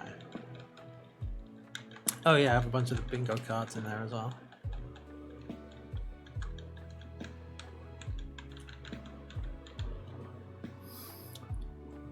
Oh, and I do have a screenshot of a test of the thing. There's me, HP, and Lamb. I think I can show. I think I'll show this off. I shouldn't be too bad. Although Lamb, if you would rather I didn't, that's okay, and I won't. Go ahead. Okay. Well, HP's not here, but I hope I assume yeah. None of us come off that badly, but like, here we are. Well, this is from 2017, and the funny thing about this one to me is that it looks. Hold on, let me full screen. It looks like me and HP are in the same room. We very definitely are not. We're in the same room at the Tom Scott convention, apparently.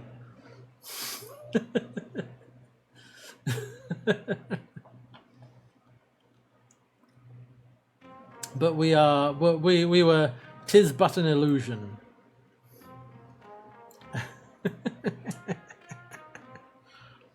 Yeah. Yeah. Yeah, I do. I also miss doing the E3 stuff, Red. It was fun, you know.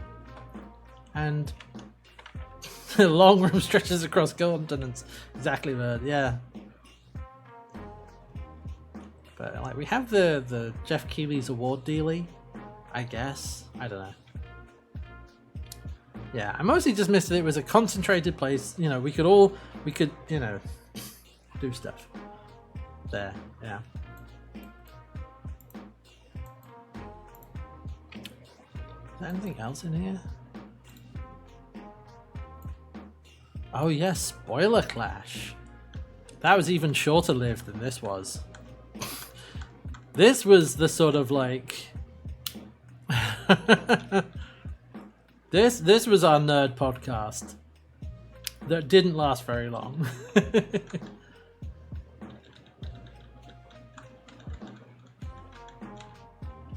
Yep.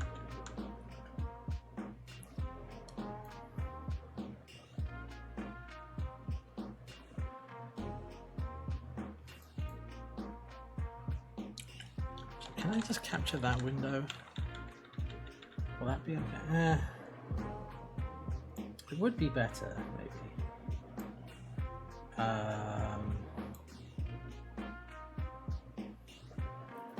Maybe.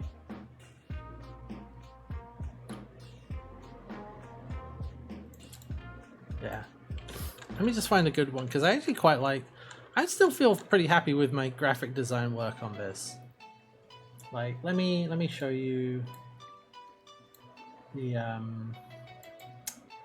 thumbnail, essentially. Or it wasn't so much a thumbnail, it was like the backdrop, because it was fully a podcast. We were not yet in the days of, you know, just filming ourselves doing it and putting it up, you know. Let's have a look. Yeah, let's get the Star Wars one out. Ooh, it's quite large. Again, fairly simple, but let me make it a little bit smaller. Yeah. Oh, there's a grey bar at the top for some reason. Oh, that's on all of them. Oh, well, whatever. No, I don't think we... No, we didn't do one on Last Jedi. I think we wrapped it up entirely by that point, yeah. But let's have a look at... Compare that to... Oh yeah, Daredevil Season 2.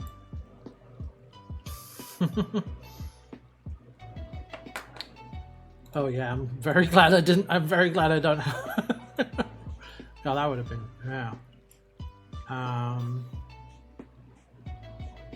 What else did we do? Oh yeah, Flash Season 2, which we renamed it to Spoiler Flash just for that episode.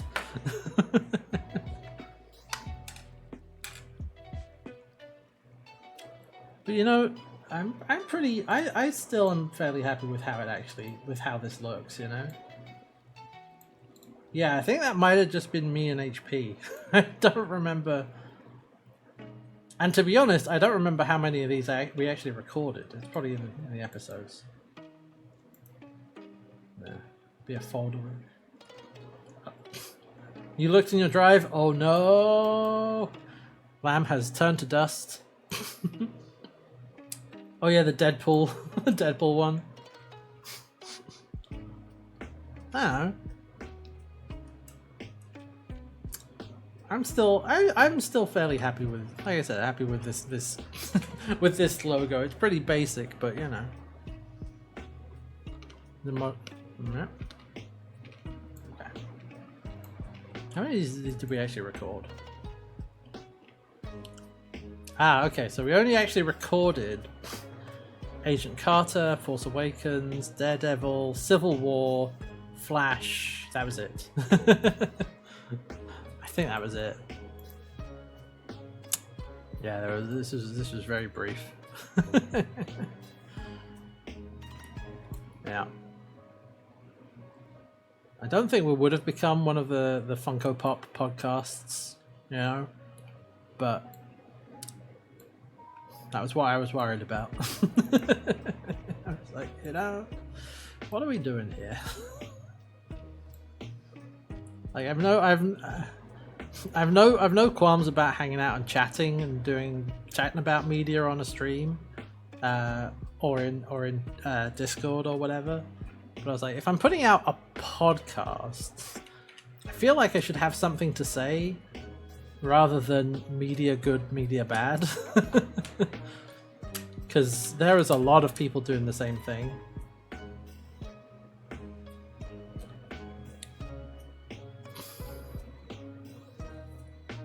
I'm resting in around the Funko Pop. Man, I have one. Can you see it? Can you see? It's a Kiora from Magic the Gathering. One and only one I got years ago at a GP, and never again.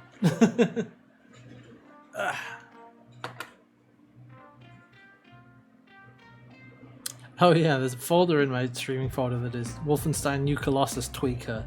I had to do that to make that work.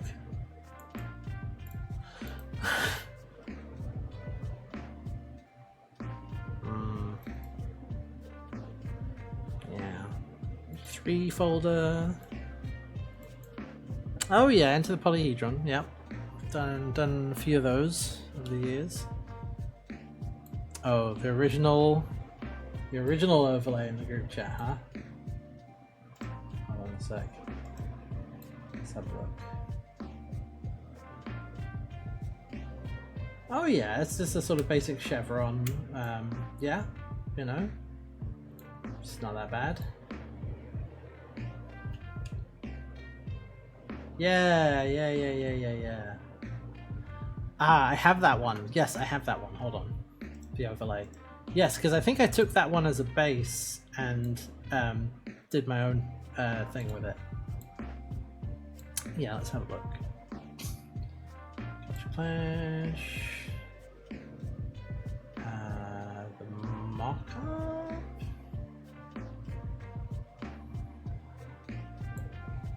That one. No, not that one.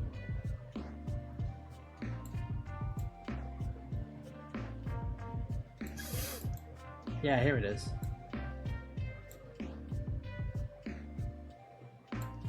Ooh. Yep, the original version.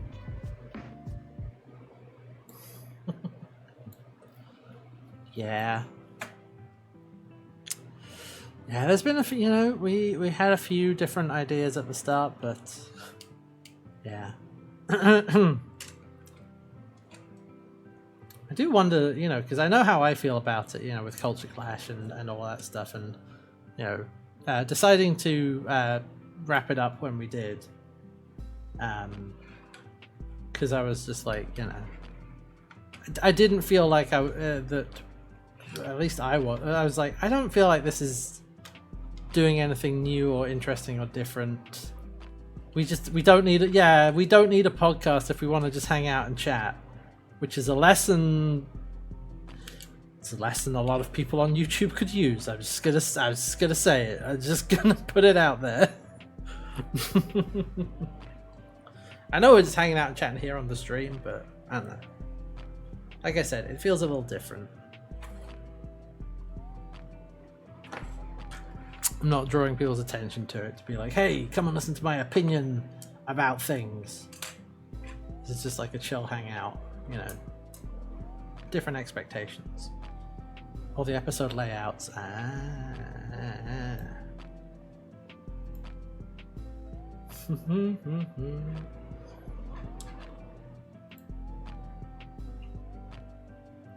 Oh yeah.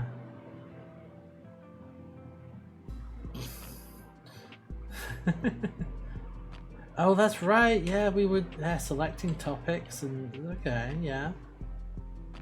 Yeah, we were a little more structured than just shooting the shit, which is good. Which is good. Hey, HP, what's up? Fun structure must be advertised, damn it. Yeah, it must be structured and advertised. Yeah. How goes HP? Hope you're doing good. I'll show you, look at this. Look at this old school. Having a day.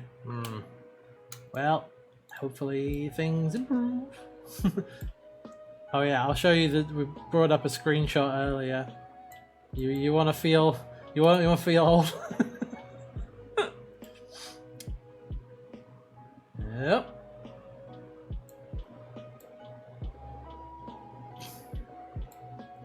Oh, the resolution's slightly off. Oh, there we go. Check this out. Showed this earlier. Who are these babbies? I was saying it looks like me and you are in the same room at the Tom Scott convention. Oh, the difference between the episode 1 and episode 2 layouts? Hold on. Yeah, look at that. One of us has to change. Oh, is that one episode 2? Okay.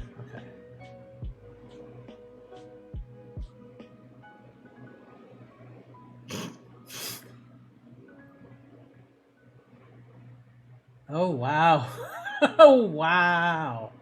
I don't remember this. I don't remember seeing this before. The okay, hold on. I will attempt to. Okay, we'll get this up.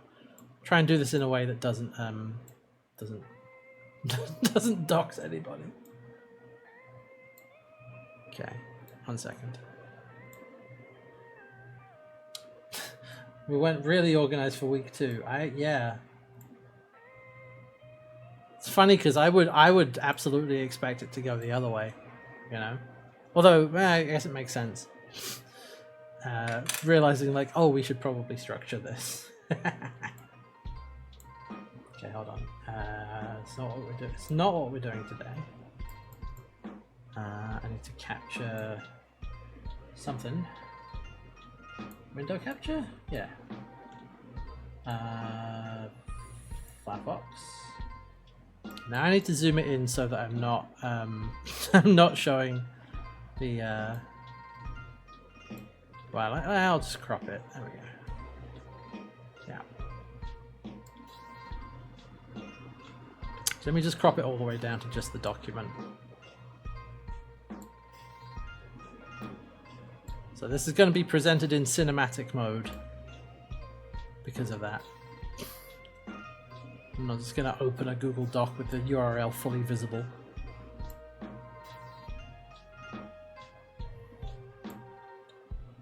Alright, episode 1. Episode 1. Yeah, first hour, introductions, who, what, where, go through, talk what I've been playing, watching, reading, share some opinions, etc. This will probably take out the bulk of hour 1, yeah. Second hour, specific topic or news. But in case, the third hour, news rundown. Topic doesn't fill, news more in depth, maybe a smaller topic.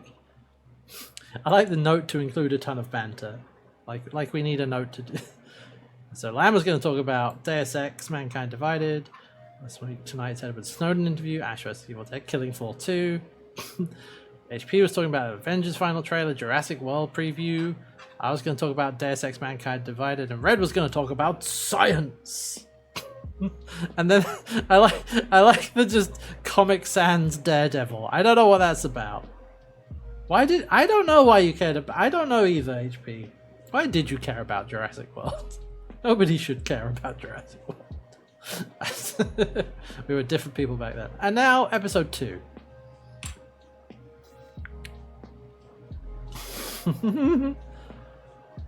Butts Clash 2, Attack of the Butts. That's what they said. Oh yeah. Everyone, welcome back to Cock Clash, where we don't talk about tropes from other parts like Pogs, often. Yeah, we are going to talk about Star Wars, Star Mars, Dead War. Wow.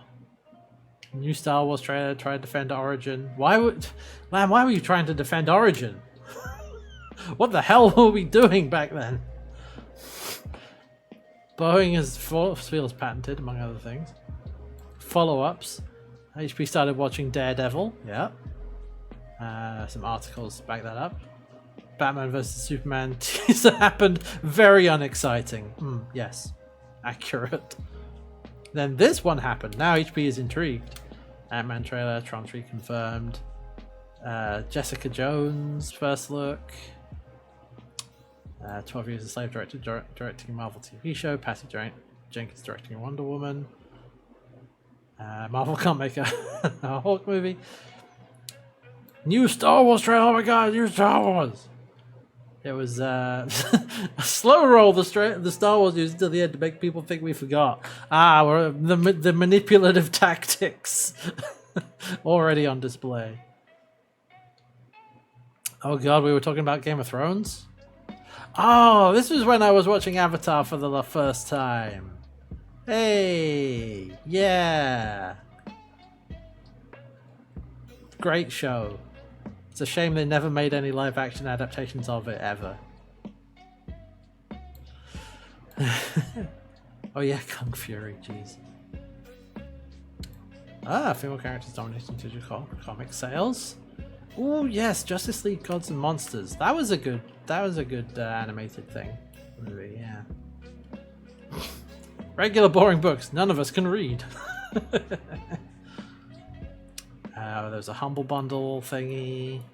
Video games. HP wants to gush about Talos Principle. Fuck the stars though. Mortal Kombat X DLC practices. Humble Origin Bundle 2 tries to appeal for Origin. Will mention stars. Do I still have it? I don't think I have it anymore. Not set up. No, I don't have the klaxon set up anymore.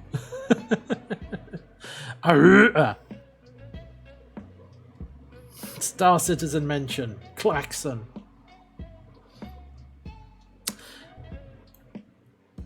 I just want to point something out here. This is from when is this from? 2017? I think? No, if it's no. It's from pre-20 No. Wait, if it's new Star Wars, if we're talking about The Force Awakens, it's 2015. I'm pretty sure this is 2015 then, if it's Force Awakens. This is from 2015, and we were already making jokes at that point about, like, we were talking about Star Citizen and it not having come out yet and whatever, and still being in the midst of development in 2015. It is 9 years later and it still hasn't. Anyway. Battlefront reveal. Battlefront. Oh yes, Steam added two-factor authentication. Yeah, Broken Age 2, science. Oh yeah, we put science into this as well because I think that was Red's influence as well, because we were like, oh yeah, we want to talk about science. because that's what me and him both went to university for separately. We were very we were much kinder to SpaceX back then. Landing rockets on boats is hard. I mean, that's true. CBC used KSP footage in a story about SpaceX. Oh god, New Horizons hadn't even made it to Pluto yet. My god. Look at that. A look into the before times. This is a long time ago. But yeah, episode 1. To be honest, episode 1 could just be this. Like, it could just have been this. And it would have probably been about the same. And then episode 2, my god, look at this. The structure.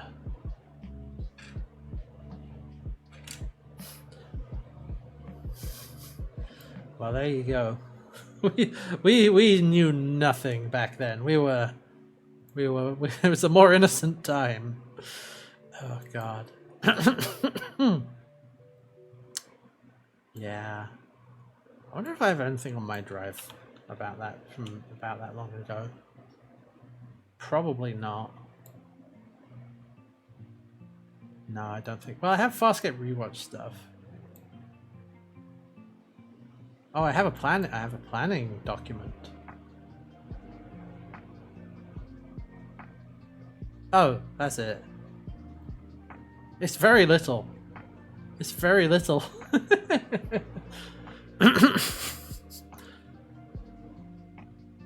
Yeah. Yeah, it's not. There's nothing even interesting. It's just like, when do we record? Sunday afternoon. How do we record? Skype and OBS. Yeah, that's how we did it. Hosting, but maybe put it on SoundCloud. Format, 45 to 60 minutes. Schedule once a week. To-do lists. Make accounts. Make a cover image. Watch material. Record the pilot. This is nothing. That was the extent of the planning that went into it. I think that's the only thing in there, actually. Unless I just didn't put any of the other stuff in folders. Yeah. Kerbal Build Club. Star Wars RPG notes. Oh, that's just nothing. That's mostly just empty.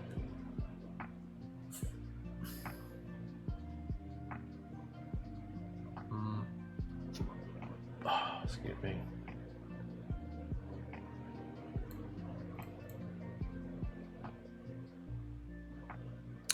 Did I even ever? Wow, God, I made it. Oh yeah, I made I don't know if I ever actually was happy enough with this to share it around. But I remember there's a draft in here for Desert Bus 9 of gift tips of how what best practices and all that sort of thing. I don't remember if I shared. I don't remember if I ever did. Maybe I did. I don't remember.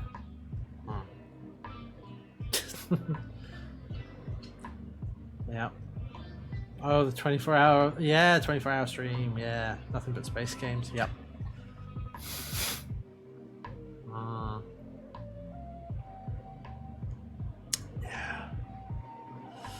Yeah. Man. Yeah.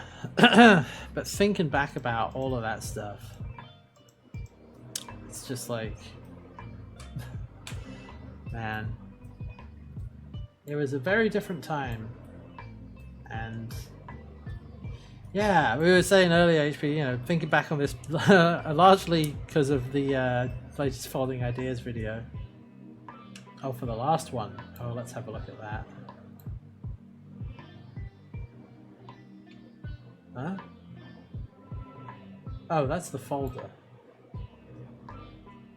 Wait, that's the folder. That's okay.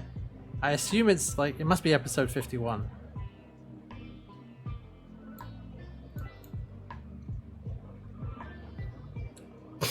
Yeah, okay, this is more what I was expecting.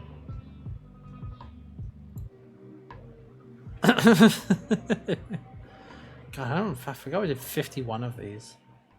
Was it every week? I think it was every week. We did that for basically a whole year, yeah.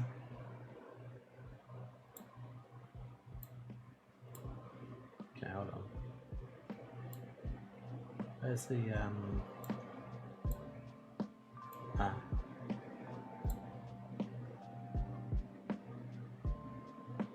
Yeah, I think this is yeah. Episode 51. Enjoyment Corner.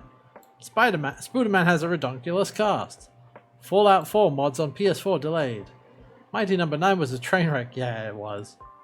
And Kickstarting for video games is way down. Ah, social eating on Twitch. The hot new thing in 2016. Mukbang. When mukbang was a thing.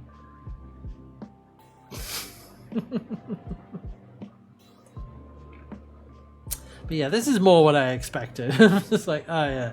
We stopped planning it so extensively pretty quickly, actually. I think. But yeah, it didn't last. you just ate a block of.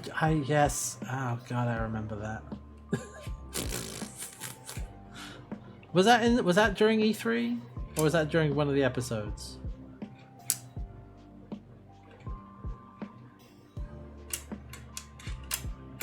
Or was that? Yeah.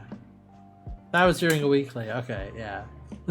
Just like, oh, huh? Oh man. Oh, rolled right into it. You had me. Just had a block of cheese. Yep.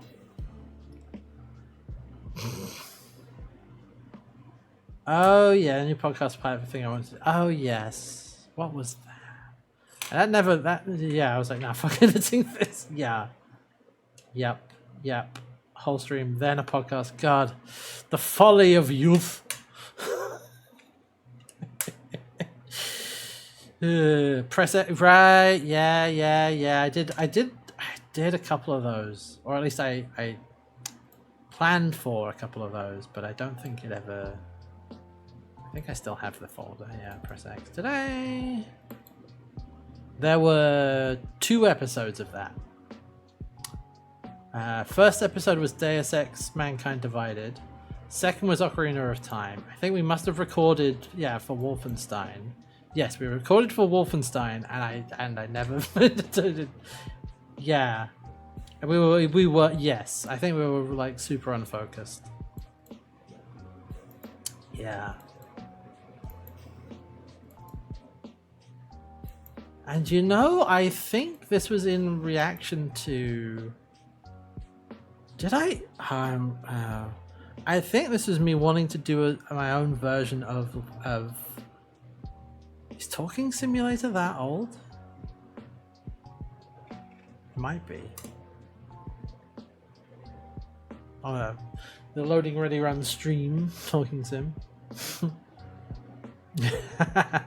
I'll finish me degrees later. Kill it now. I hope I would do better now as well. Does it predate it? To YouTube.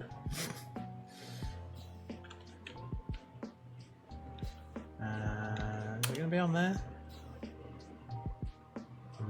It might. It might predate it. I don't know. Actually, wait. Are they gonna be on here, or is it gonna be on the other channel? Yeah, they were doing similar things. Yeah. Full playlist. Okay. Let's have a look. Well, the first episode of Talking Sim was 8 years ago. So that was in 2016. So yeah, and the Press X for story was also in 2016. Could have been. I don't know. It's pretty close together. maybe it was a. It might have been a response of Converging Ideas.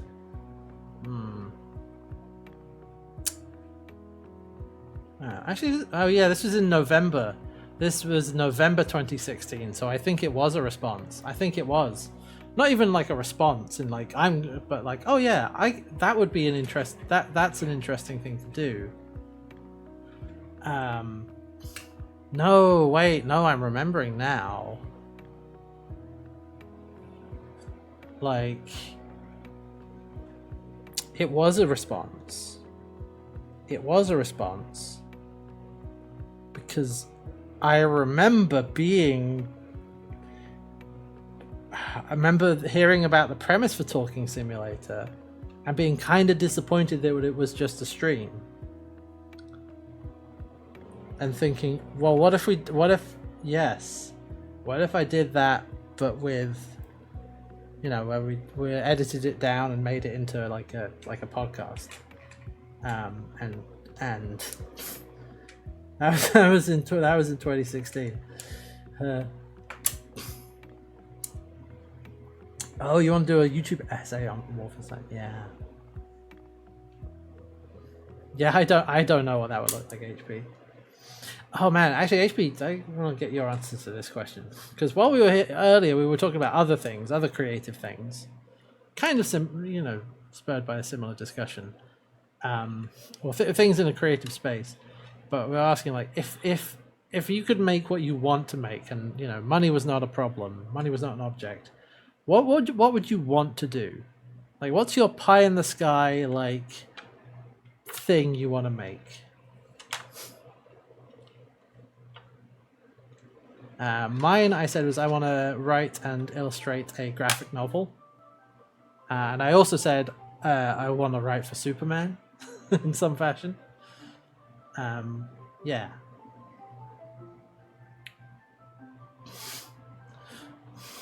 Yeah, what would you do? What would you do? What wouldst thou do? Yeah. YouTube essay series, yeah. Right, because they weren't. You're right, because they were turned off of Wolfenstein for various reasons. Yeah. But yeah, the first Talking Sim was about Dark Souls 1. Yeah. Man, a long time ago.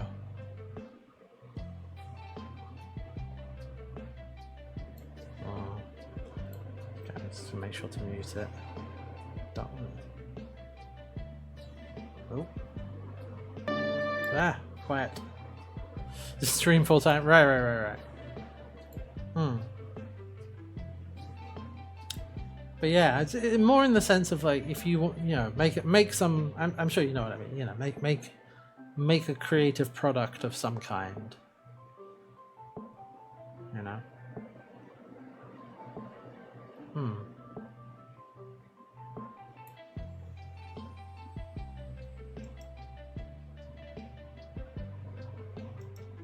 Ooh, going all in on animatronics. Ah.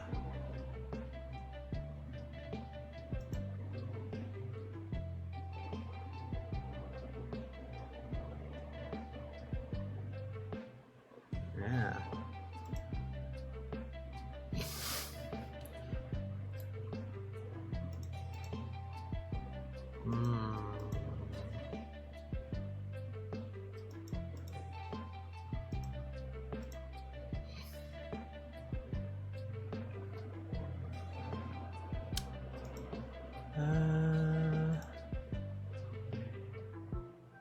Yeah, okay.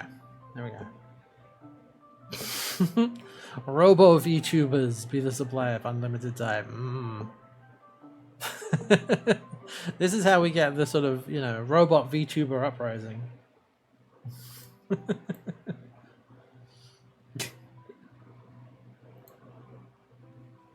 Yeah.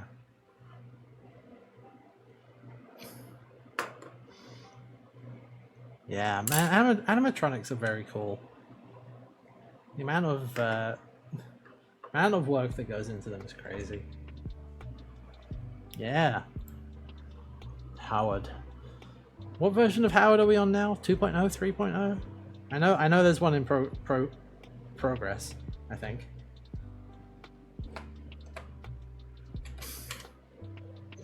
Oh, excuse me.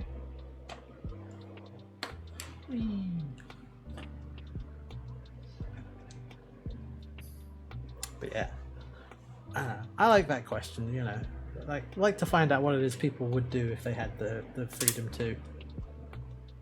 Ha! Right, 2.0 being the third iteration. Yes.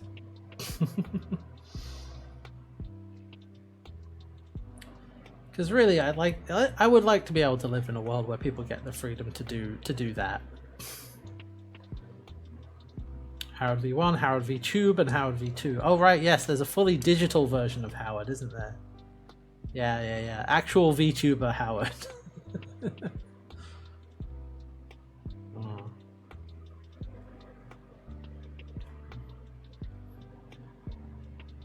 Yeah. Making new ground in the VTuber space by not being an anime girl. Or an anime person of any kind. Yeah. Yeah, I do. Full-time maker. There you go. There you go. Full-time maker. I mean, okay. So, let me reframe. Let me reframe that a bit. Because it's not about. Because what I want to know, not like what your job would be. What would you make? Do you have is there an answer for that? Like what project? What thing? You know, what do you want, you know? The singular dream project. That's it. Yeah. Or if you don't have and you don't have to have a specific. If you don't have a specific answer, then that's also fine. But yeah, just make stuff. Building Fallout Makerspace. Become this generation's Adam Savage. Yeah. H.P. Henson. Ah. Henson Puppets brain case. That's what the HP stands for. We figured it out. High quality puppets.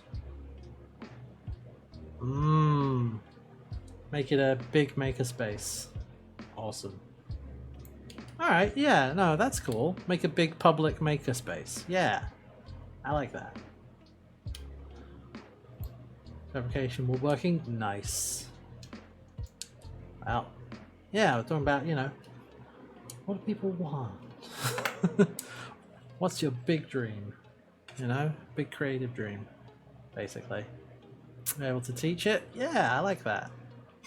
That's cool. Man, that would be awesome. I love the idea of making it a sort of a teaching, what's the word? A teaching space, yeah. Yeah, that's cool. Yeah, blank check dreams. Yep. What would you do? Most fulfilling thing? Yeah. Because I think if you work in a, or if you have a creative hobby, or if you work in a creative space, I think a lot of people in those spaces have they have an answer to that question, you know. And I'm curious. I want to know what it is. I want to know. Yeah.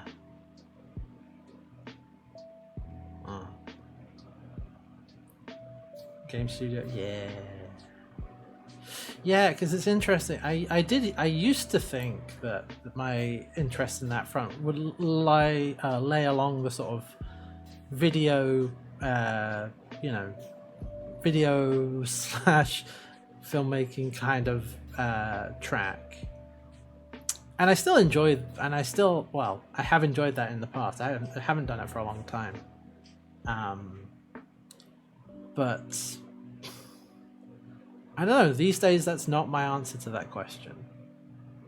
You know, these days it is more about art and design and things like that. So, yeah, interesting how it changes. You know.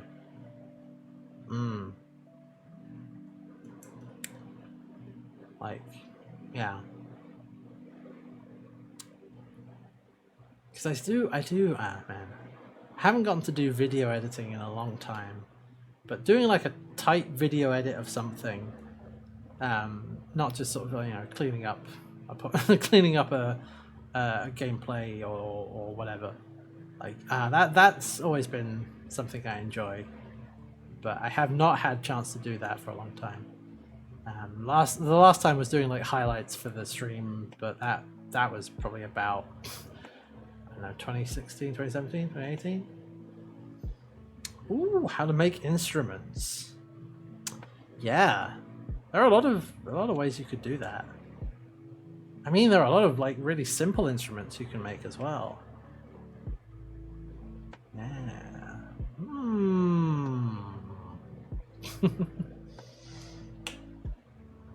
Yeah. Teaching kids about music and how to make instruments and how to make music anywhere, make instruments out of anything. Yeah, that would be good. But yeah, these days I think my goals or you know, blank check thing is more in the sort of two-dimensional art. Well, no, whatever. No, video is two-dimensional as well. What am I talking about? Whatever. You know what I mean. Yeah.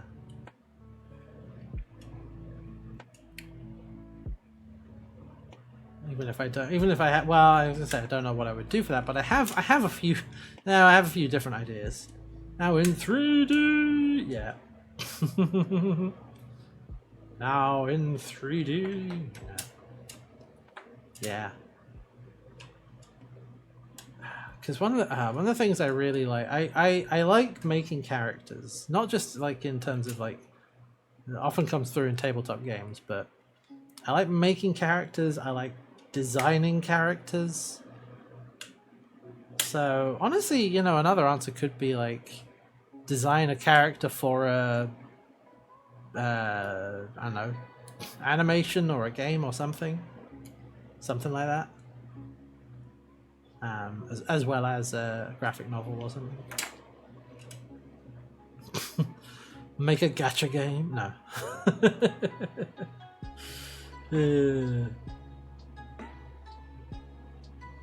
Yeah. World building guy? Painting landscapes. Yeah, that's the thing. Your world building, I'm definitely character focused. I don't know, that's fair enough, HP. Yeah. Have to jump between all the little tiny projects. Yeah, that's valid. Definitely valid.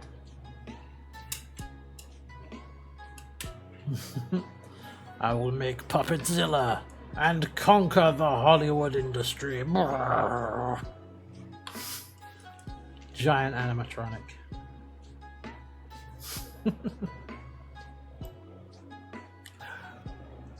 Yeah, if it gets any warmer here, I am gonna have to bust out the PNG tuber as well. Bish. Since we were talking about that earlier. Man.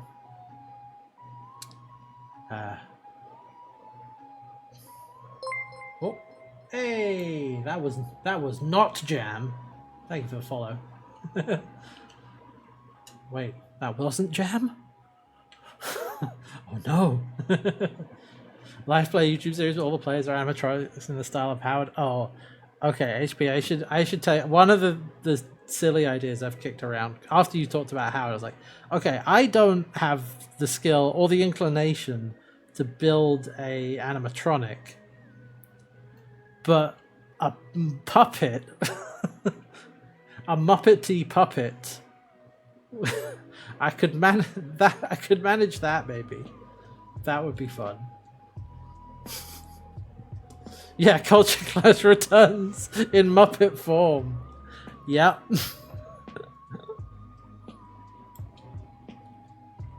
Yeah.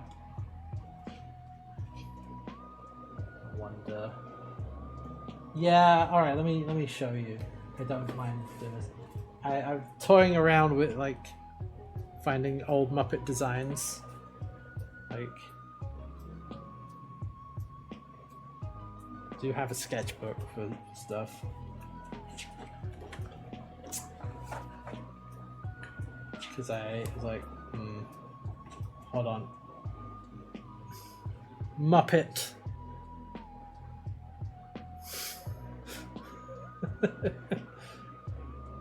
Muppet variations. Muppets. Muppet Sona.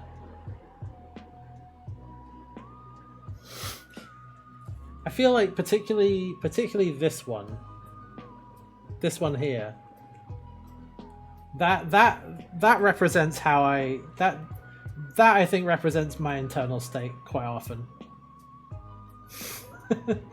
Like, I relate to this Muppet.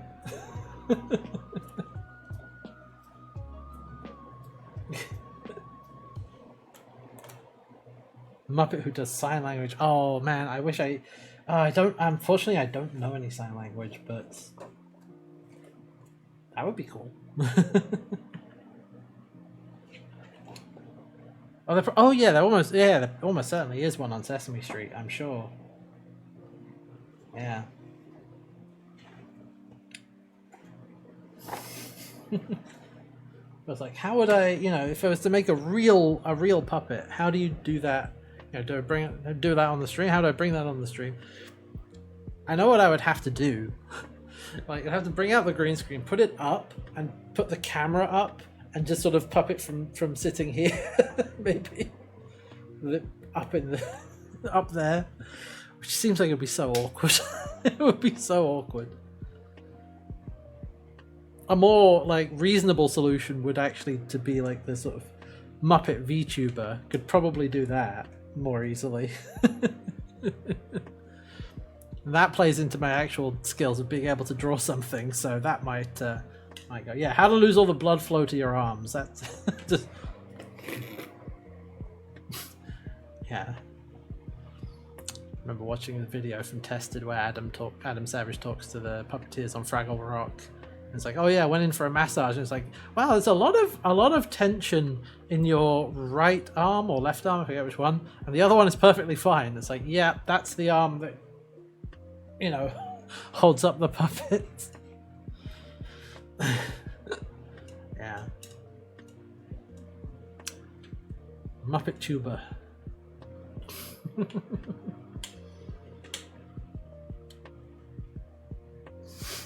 Oh, what a terrifying sentence out of context. Design a kit. All you have to do is put skin on it. Good. Good.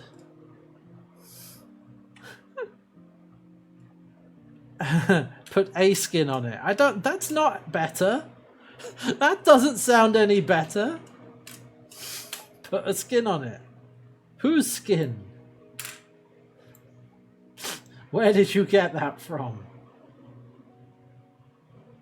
If you don't have your own skin store-bought, it's fine.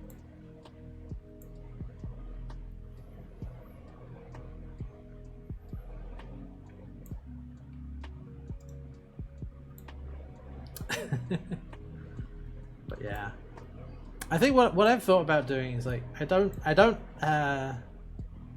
think I want to fully go over to doing like PNG tuber or VTuber or anything like that. I'm perfectly happy to be on camera and it's fun, but it lets me do the some fun stuff and just hang out and be here. And it's very easy. Very straightforward. But I have thought if I get around to doing more art streams, I think it would actually make more sense, or a little bit more sense to have to use the PNG tuber or something similar for that, because of the way I do it, because of the way I do digital art, which is with one of these tablets, which is not a screen. What you're actually going to see a lot of the time, and I know this because we've done these streams before, and this is what it looks like, is this. Which is not particularly interesting. So I think bringing out the Puppet, or PNG tuber for that would make sense.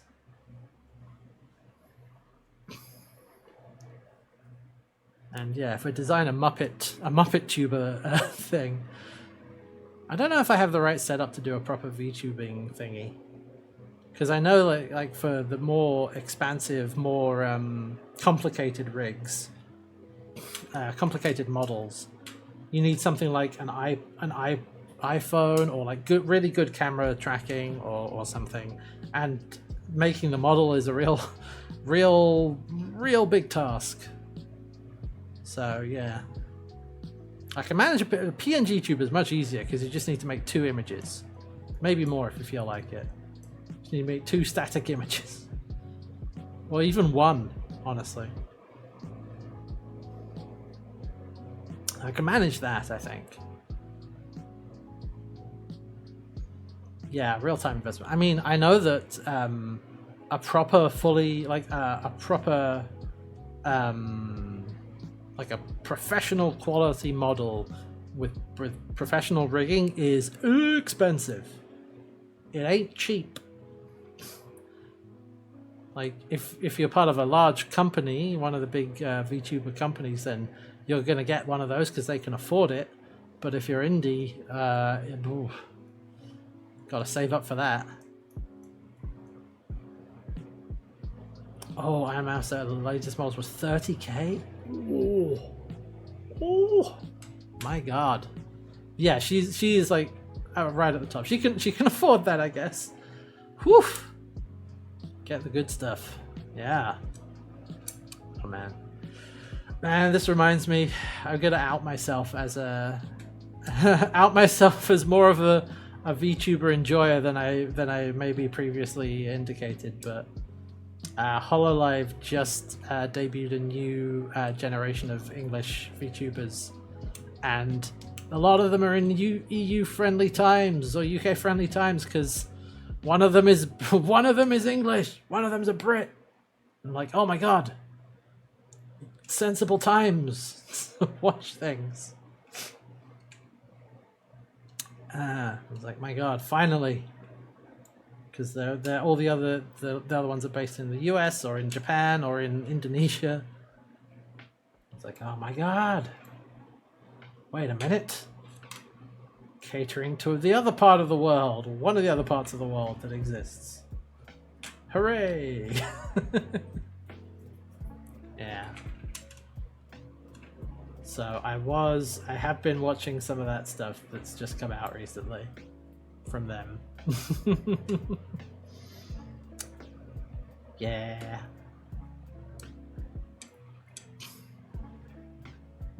But yeah, all with, you think a new generation for them, like that's like, a new unit. So it's 4 people, and each of them with like a pro model, essentially, a pro quality model.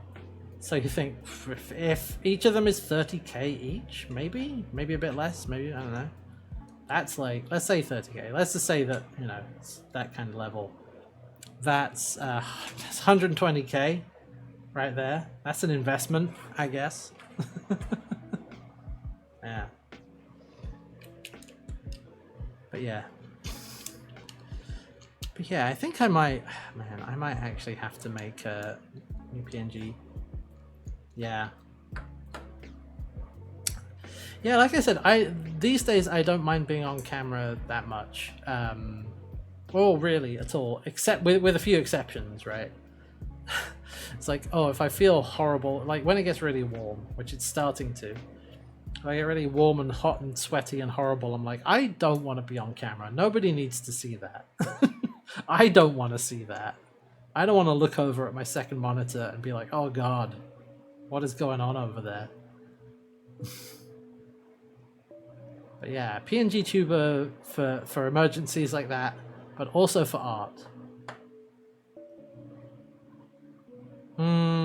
Yeah. No, I get you, Lamb. I definitely get you. Yeah.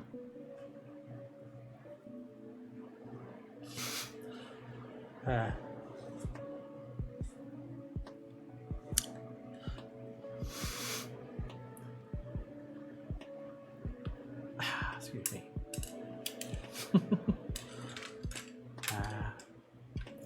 Yeah, maybe what I should do. Maybe I should take the Muppet design. Yeah, maybe this should be for art streams, you know.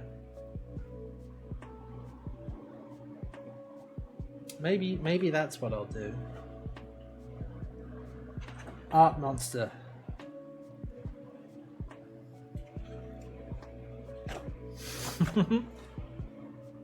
Nah. I think I will also say you have a really good lighting setup, HP. So that means that you like I have these two like two lights that I've used the whole time, right? I've that's been the extent of my lighting setup for years. But you actually have a proper like a good lighting setup, and that helps a lot to make things look good. So I think that helps.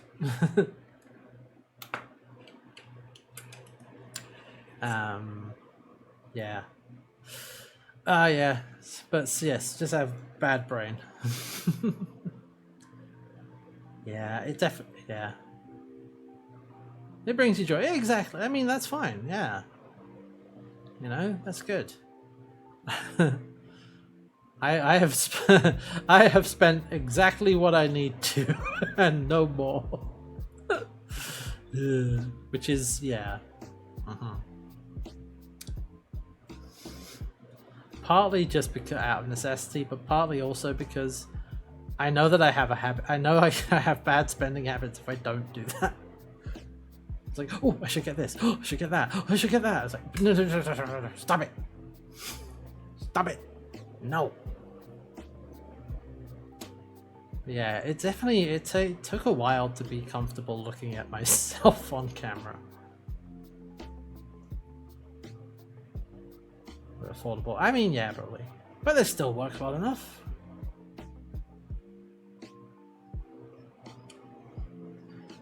Yeah, it's the thing. You definitely feel a pressure to be on camera with streaming, because it is just generally true that if there isn't, although you know that's where VTubing it still works with a VTuber or a PNG tuber or whatever. As long as there's something there to represent you, people stick around more. But if there isn't, people are more likely to just to go somewhere else. Yeah. It's just the nature of things. It's, you know, nothing you can do about it really. Just the way it is. Yeah, it's that connection to the person on the other side, yeah.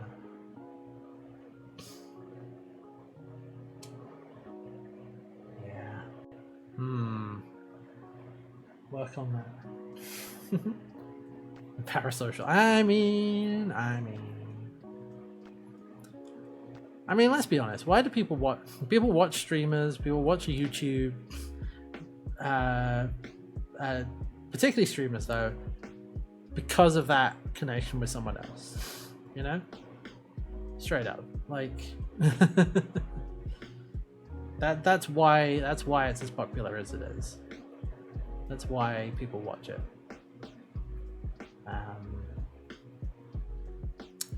There are probably some people who do very well. You know, but like the most successful ones, yeah,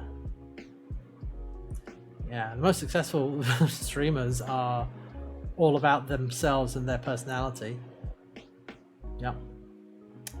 Well, yeah. To me, when people get, I guess by its literal definition, parasocial is just the sort of the the literal act of that connection with someone you don't actually know. But to my mind, parasocial always has the the connotation of that taken too far. But that's just probably just because of how it's used. Like, yeah, parasocial relationship. Yeah, taking that a little too far. Being like, you don't know these people. You don't know James Rolfe. Yeah.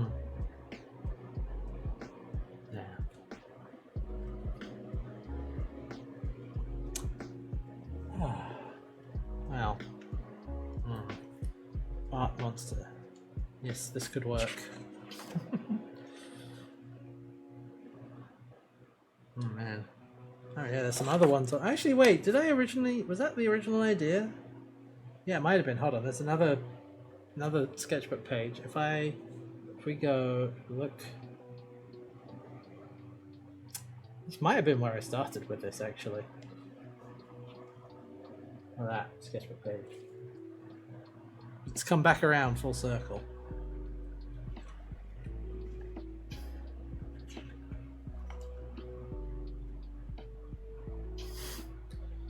Oh yeah. Bunch of random stuff in here. I'm going to show all of it, but... Oh yeah, random figure drawing things. This is probably okay. Oh yeah, I was trying to work... right, trying to work out my avatar. There it is. Oh, thank you, HP. I need to do more of it. That's the thing. I need to make the time to do more of it. Muppet Culture Clash. Yeah. Oh yeah, this is from a bunch of random references. Hold on. Yeah. Don't remember where I got all of these from, but they're in there somewhere.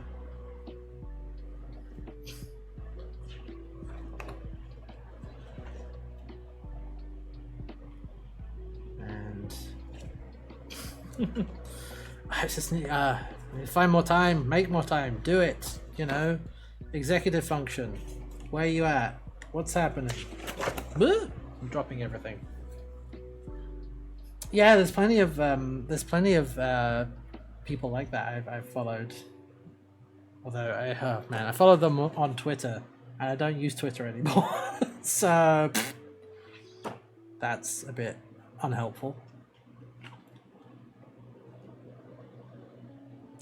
But yeah, I follow a Dorka stock. I have done for years, back when she was Senshi stock on DeviantArt. That's the one. Yeah, I have her handy handbook, which is full of hand references, as you can see here.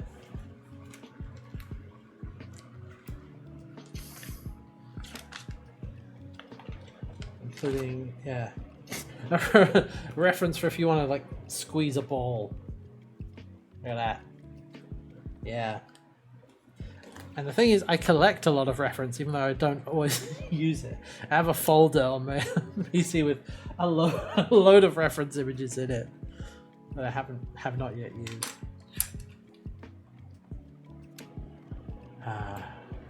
When was?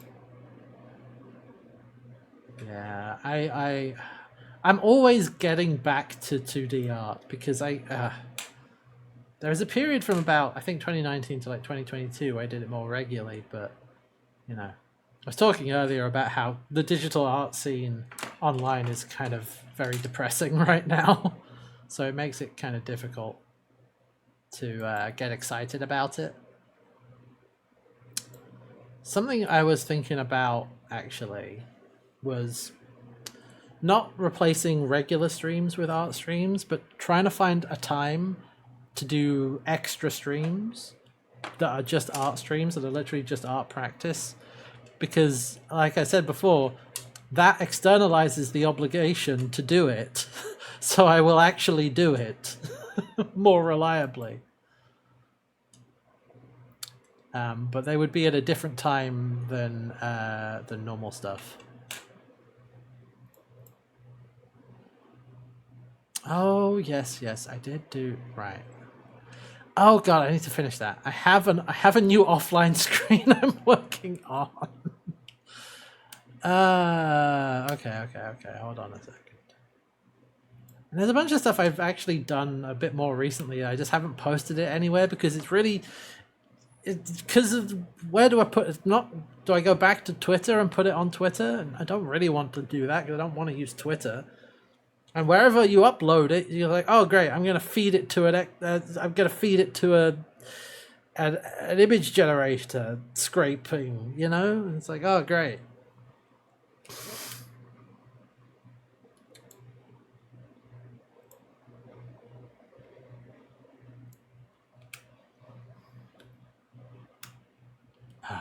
Yeah, so I like make the stuff and I don't post it because where am I going to put it? And I can put it on. I could put it on Mastodon. Art doesn't do very well on Mastodon, but that's fine. But art doesn't do very well on Mastodon, which is a shame, and I don't really know why. I don't know why it doesn't.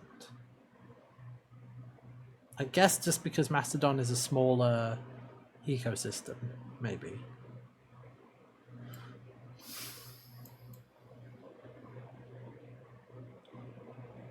Yeah. I should check out Kara. Oh.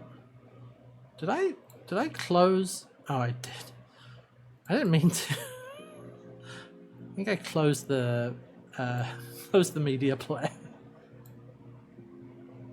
Sorry, that's my bad. I'll tell you what. Since we're here, I'm gonna pull up some stuff. Some recent things that I did that I haven't put anywhere yet.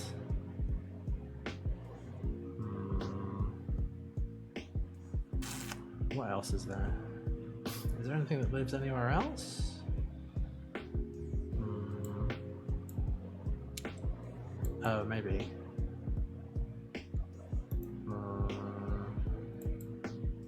Some of this is from a while ago, actually. Oh yeah, I did post that. I did post that to Tumblr, but yeah. Okay, let's go. Let's take a look, and then I think I will log off because it is about that time.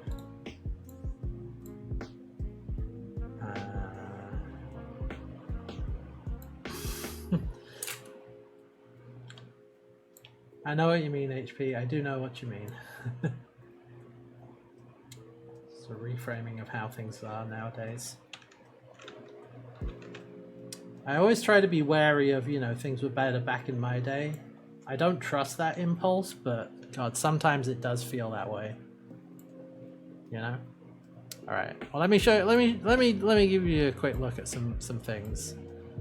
Why not? So this is in progress, and I should get around to finishing this, but I have a new offline screen that I'm working on,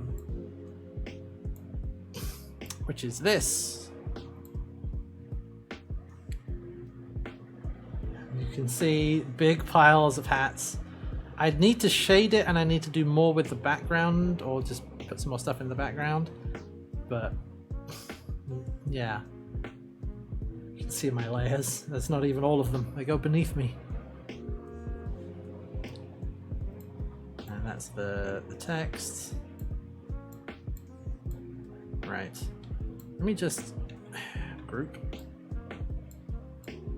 Yeah. The sketch. And then that version. Yeah, something like that. Yeah, and just refine. This is just a really rough edge. Like if I zoom in, you can see it's like a really, really rough edge, and I want to smooth that out and maybe indicate that that's like piles of hats as well, and maybe put like a sunset back there. I don't know. It needs that last bit taken from like it's that last little bit to take it from take it to a completed state.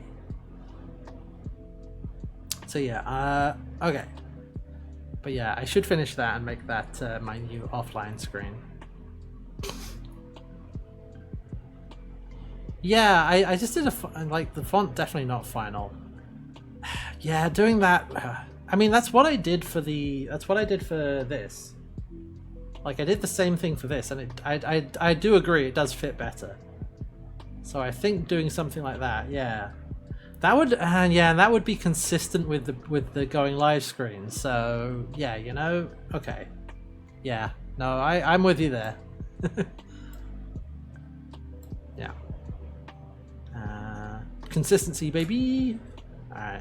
Well, let's take a look at some of the other recent things. These Farscape drawings. I did post these to Tumblr, but I understand not everyone's on Tumblr here.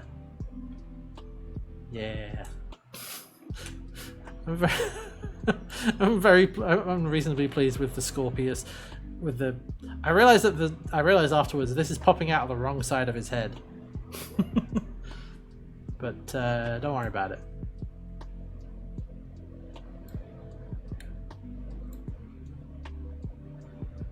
Yeah. For the background thing? Yeah, maybe. And there's Pilot. Pilot is complicated, but there he is. Johnny Boy, Aaron, Zan, Chana, Harvey, Scorpy, Moya, and Talon. Not to scale, not to scale. Oh yeah, and the other one I did, which I didn't post, and I kind of wish I had, because I did it for at around a certain time. It was when I finished FF7 and Akira Toriyama had passed away. I did actually do What If Toriyama Final Fantasy VII. What if Toriyama Fantasy VII? You can see it's kind of unfinished with the cloud, but I'm very happy with the Tifa, and I don't I'm happy with the cloud as well, but like feels a bit more unfinished. Yeah, I was like, do I draw Tifa like Bulma? No, Tifa is like Android 18 or something, you know. Tifa will destroy you.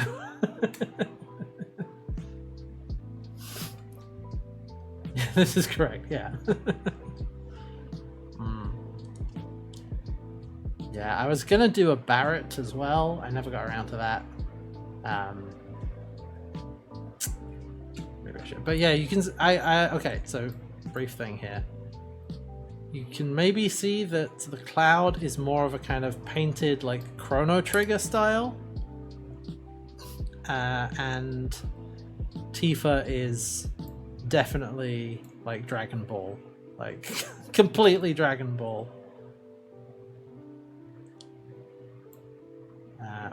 Which only seemed correct to me. Was there anything else from maybe a little further ago? Oh yeah, I do want to. Okay, this is an unfinished thing, but this is going back to when I was still playing Marvel Snap. I'll open both of these. I was like, Marvel Snap cards for D&D characters.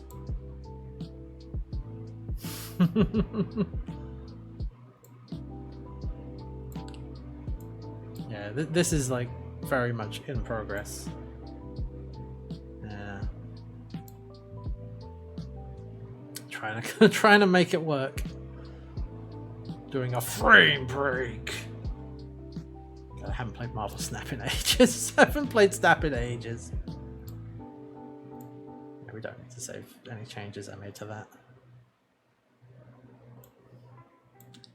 But yeah, there's all these little bits that are like here and there, and I need to try and finish them. Or do something with them. Yeah.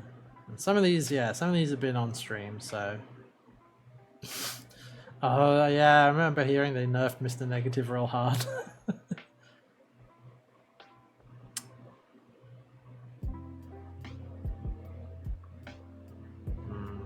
and Cerebro, man. I remember having a lot of success with oh, come on, brain. With Ultron. Yeah. Oh yes, I don't think I did this one on stream. I did do these a while ago with a character generator, but I might have shown these off before, and I also posted these to Tumblr. But we have some cyberpunk characters made with, I think, Big M Saxon cyberpunk character generator. These are actually relatively recent. Yeah. Satyr Kickboxer. I might have done one of these on stream. Yeah, I don't remember. I posted it. I posted it on Tumblr. And also to Mastodon, I think. I think I posted both of them. But yeah, Satyr Kickboxer, Demon, Devil, Mercenary. That's the word. It's funny because I did this and I was like, I'm never drawing a Tommy gun in perspective ever again. But my favorite part is still this. It's just this bit in the corner. Just that's my favorite part.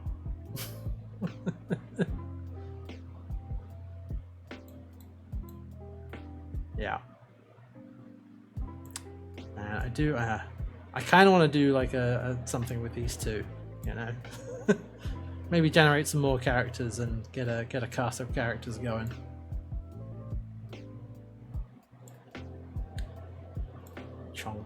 Chunky inks on there. Yeah. Time for the webcomic era. I mean. Oh yeah, I really should post this one to Tumblr at least. And this is from a couple of years ago now, which is depressing. But I did some fan art that I should post. I don't know how many people know Worthy Kids on here. Is it gonna load? There we go. Yeah, I should put that on Tumblr. I really should. Might do a bit better over there than anywhere else. If you don't know Worthy Kids, they're an animator on YouTube who makes stop motion but in Blender, and this is one of their characters that they did as a sort of like Japanese show from like the 70s. I don't know, whatever. So I did do some fan art and try and make it look like it's a comic book cover. Yes, Wizard Brew. Yes, they did Wizard Brew. Yep. I freaking love Captain Yajima though. It's a made in Blender like an episode of a forgotten Japanese stop motion show, like sci-fi show, and it's so good. Yeah. But yeah, you can see it's from 2022. I'm really bad about like doing things and not posting them because I just get worried of like, oh, who's gonna care or whatever, and feeling anxious and self-conscious about it. But I spent so long making the background as well. Just shapes and text. That's the graphic design coming through. What's that? Oh yeah, right. There's a fake plastic bag texture. Like you found it in the bargain bin of your. Yep, there. Yeah, there you go. You know, I think it actually. Yeah, maybe it just works better like that. You know, you found it in the bargain bin of your local comic book shop.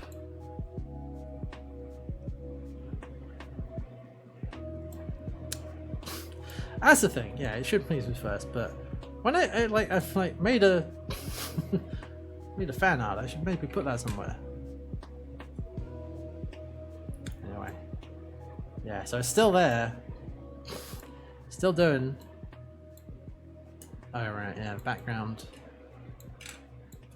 You can tell it's not finished because the background is still this beige color, because that's the color that I always.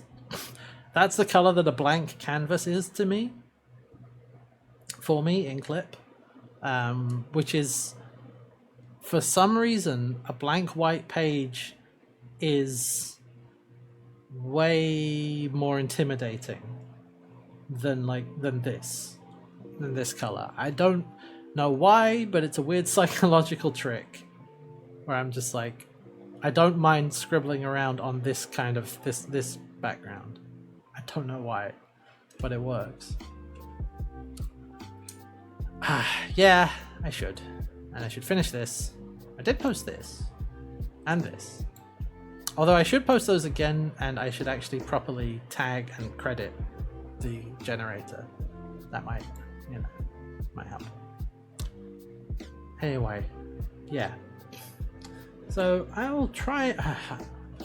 I will see if I can find a way or a schedule to do like regular art streams outside of the normal streaming schedule, because it would be a good way for me to actually spend time on it and not forget about it.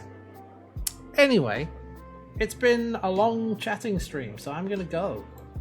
I'm gonna go now. I'll be back tomorrow, though. Hopefully, as long as things don't get too overly warm. Hopefully, get some better sleep, and we'll try some crab tomorrow. I think I'm going to try and get Final Fantasy X set up for next week. We shall try crab again tomorrow. All right. Anyway, thanks for hanging out and chatting. It's been a fun chatting stream. A real look back and a look forward at the same time. So thank you for hanging out. Don't forget, you can find the VODs on the YouTube channel, the store, and the socials, and the Hats chat. All those links are in the description. They're not in the description, they're in the chat. Links are not... shut up. It's time to go. Thanks for watching, everybody. Have a good rest of your day. Take care, and I'll see you soon. Bye.